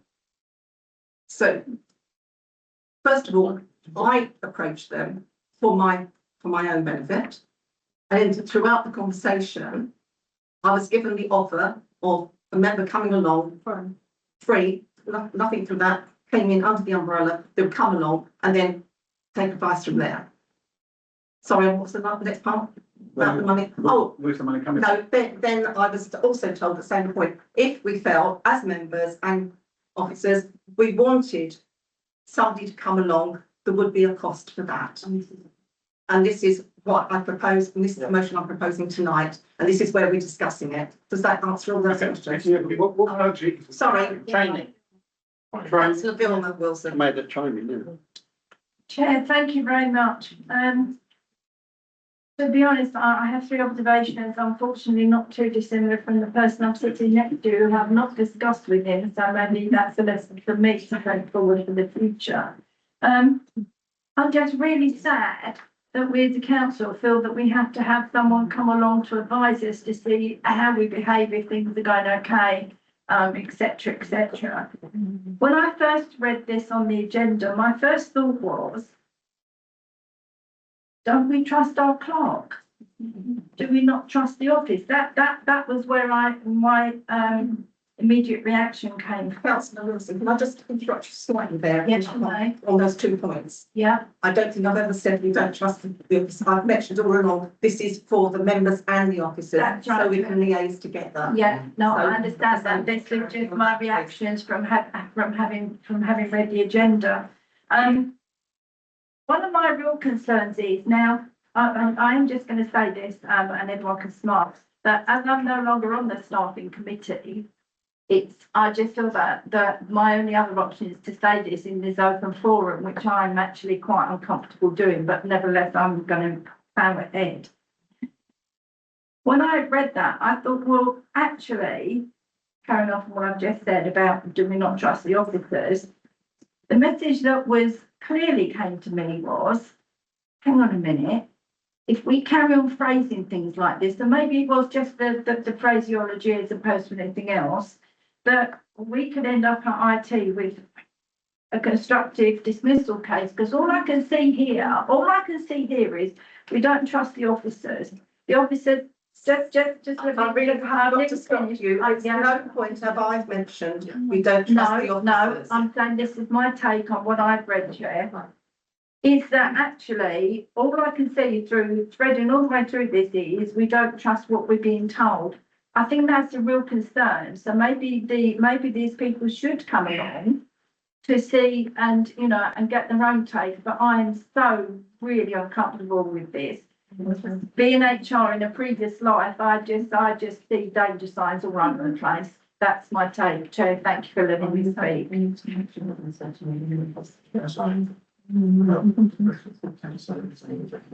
I'm happy to, so So can I just say, this is where this is coming from, part of this is where it's coming from, and it wasn't from anything to do relating about the officers and their conduct. This was just something, and I wasn't going to bring this into this meeting, and I've just asked the clerk if he wanted me to bring it up, and I think it's just about to mention. So what I would highlight is I went to the chairman and advised her that I was looking to bring in meeting support. As per the financial regulations, I was required to consult the chairman of council, which I done. And that was Lisa, who was sitting here. I was told in no uncertain terms that it wasn't welcome. Officers were then not advised that EALC were coming along to the meeting. Now, we have no objections to any receiving external advice. However, we are not entirely happy about it just being dictated on us when we could have been consulted. As I say, we don't have an issue with external advice coming in, but it does feel like it's been imposed on us. I think that's the view of all. I think what I was asking you, if you didn't mind my sharing, was when we had the conversation, you said that the members were behaving badly.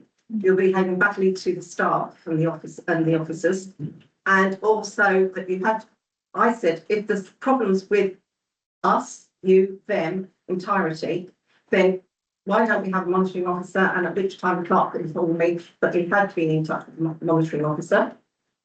I also said about EALC, and you said he's had some. What actually happened, the email came out to myself and Councillor Balding to say that the clerk had got an individual coming along, putting down a statement.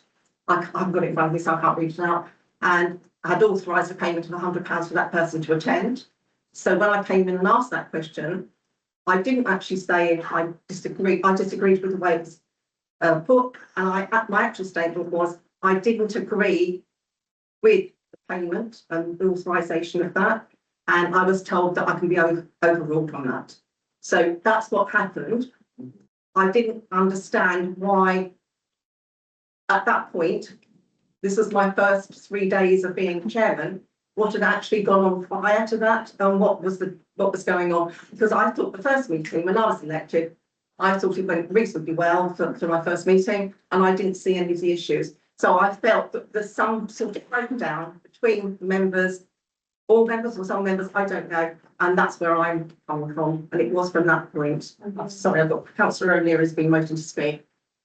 Yeah, thank you, Chair. In light of what you just said, I support this motion even more than I did before what I heard what you just said. I'd like to add an amendment if possible. Just on the end, I think we should tack on the phrase with a view to requesting further attendance and advice if required by council. I'd like to propose that as an amendment. Anybody like to second councillor report?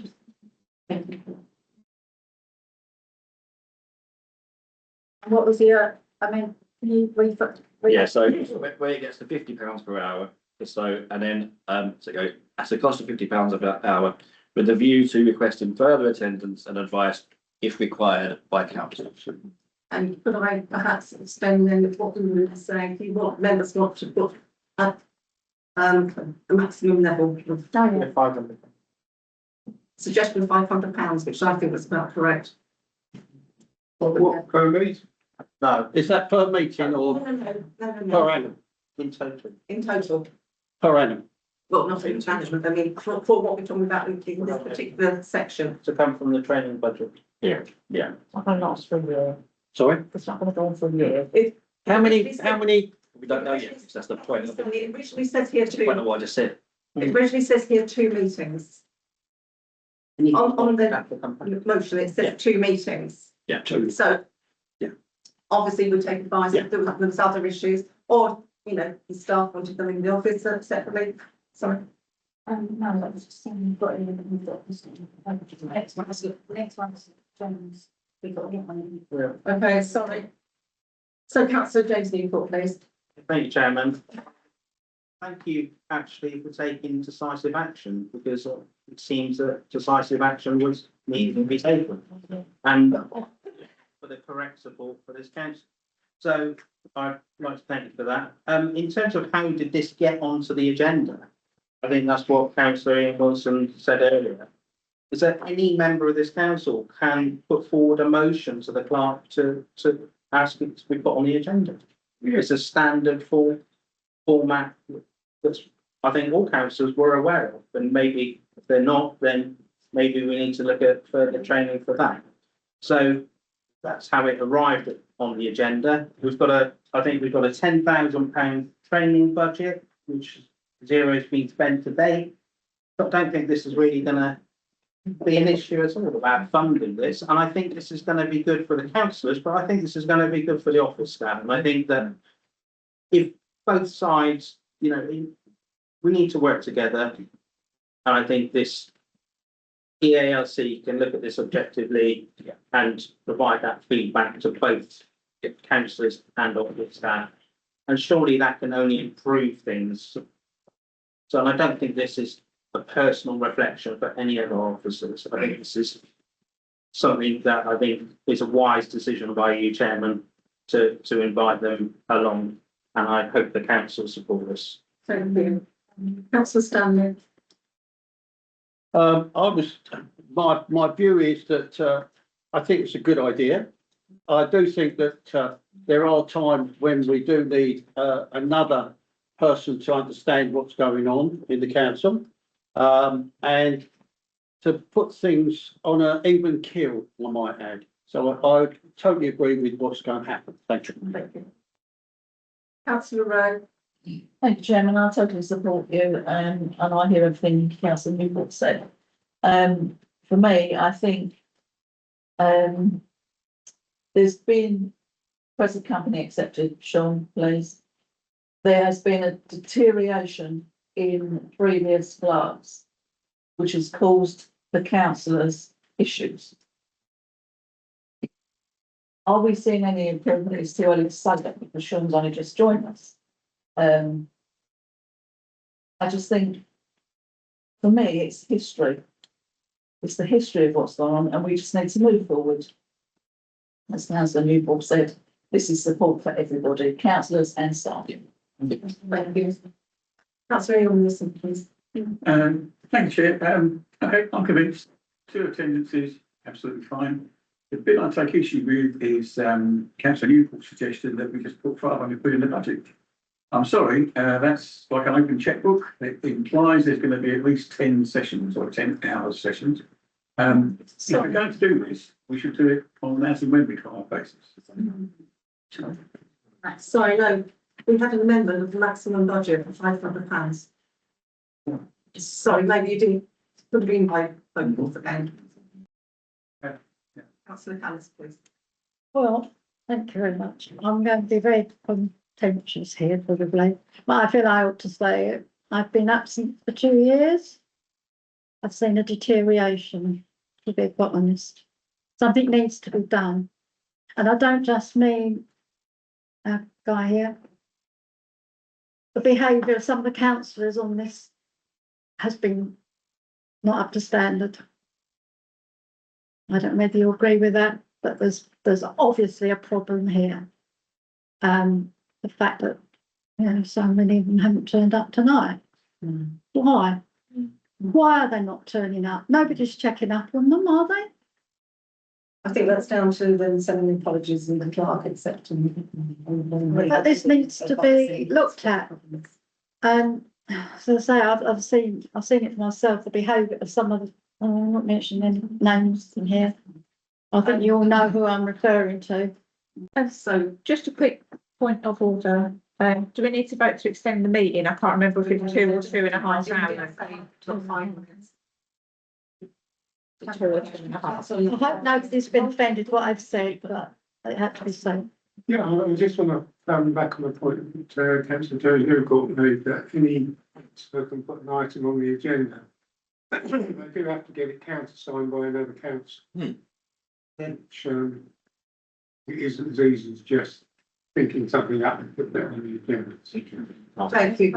Could we go to a vote then, please? I'd ask Councillor Liston, you report to read it. And then, so I'm not being, because I know, so everybody can hear it, please. So 11.2, and with the amendment added by councillor O'Leary and seconded by councillor Joe Newport, to consider requesting that the EALC attends the next 2 full council meetings in an advisory capacity at a cost of £50 per hour, with a view to request further attendance and advice from council with a maximum total budget of £500 to come from the training budget. Yep. Post that. Second, please. Good point. Well, we've already discussed. Oh, sorry. They've done the amendment, so then this motion, so that's separate. Yeah. So we can have, so Elizabeth can propose the substantive. Okay, yeah. I'll second it. Yes, please. Could you have the vote on that, please? Those 4.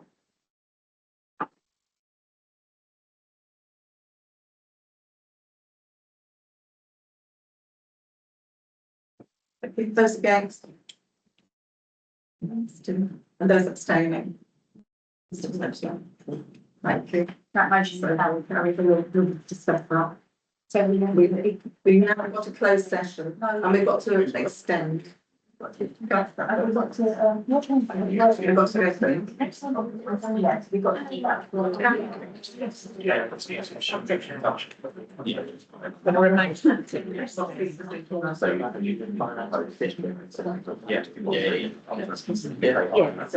I don't know, I think, you know.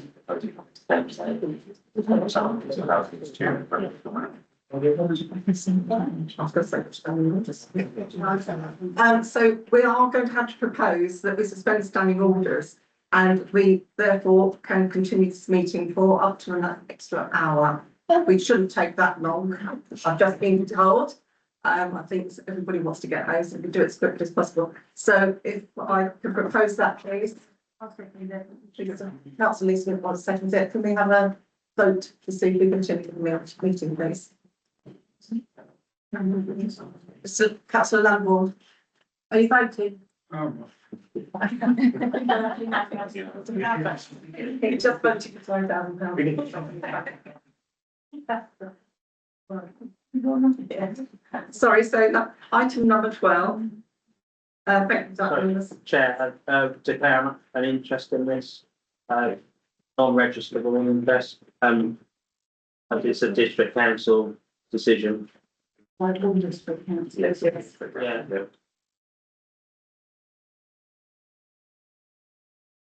Thank you. So, community governance review to consider how how the town council wishes to respond to the community governance review being conducted by the Watford District Council. Anybody like to speak on this? Councillor O'Leary. Yeah, I think we might need to go back to districts on this because they're proposing a change in the schedule of voting. So for example, they're proposing that Raleigh Town Council in 2028 only has a 2-year term, to then vote again in 2030 to align with the other parish councils. My understanding is that recently under LGR, it's been proposed that locally the parish and town council elections will take place at the same time as the unitary elections, which means that currently we are actually in line already. So the proposal being put forward by districts, they need to go back and look at it themselves and amend something that's been agreed by I'm told by all the CEOs last week. That's a long one. Is it a closed session? No. This is before the closed session, right? That's my question. Yeah, Still not agreed, Yeah. agreed. We agree. So are we agreeing Yeah. the clerk to go back and request from the district council? Further clarity, yeah. Yep. Yeah, so, Can we, Yeah, with that. can we just?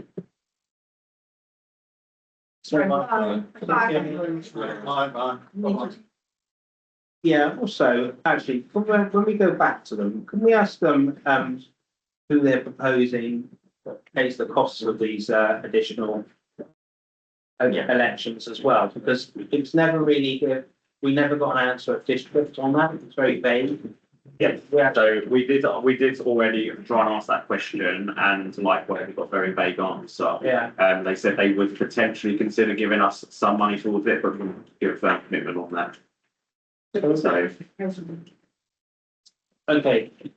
Can we also find out from a legal standpoint, Sean, where we stand on this? Because basically they're making a decision that imposes extra cost on this council. Yeah. And where do we go with that? yeah. Thank you. Thank you. So, members have been happy, then we go into the closed session. That's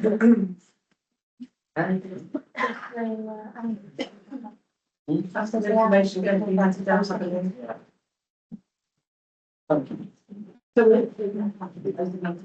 Everybody needs to read out that and then. Sorry, does the hour need to be turned off for the closed session?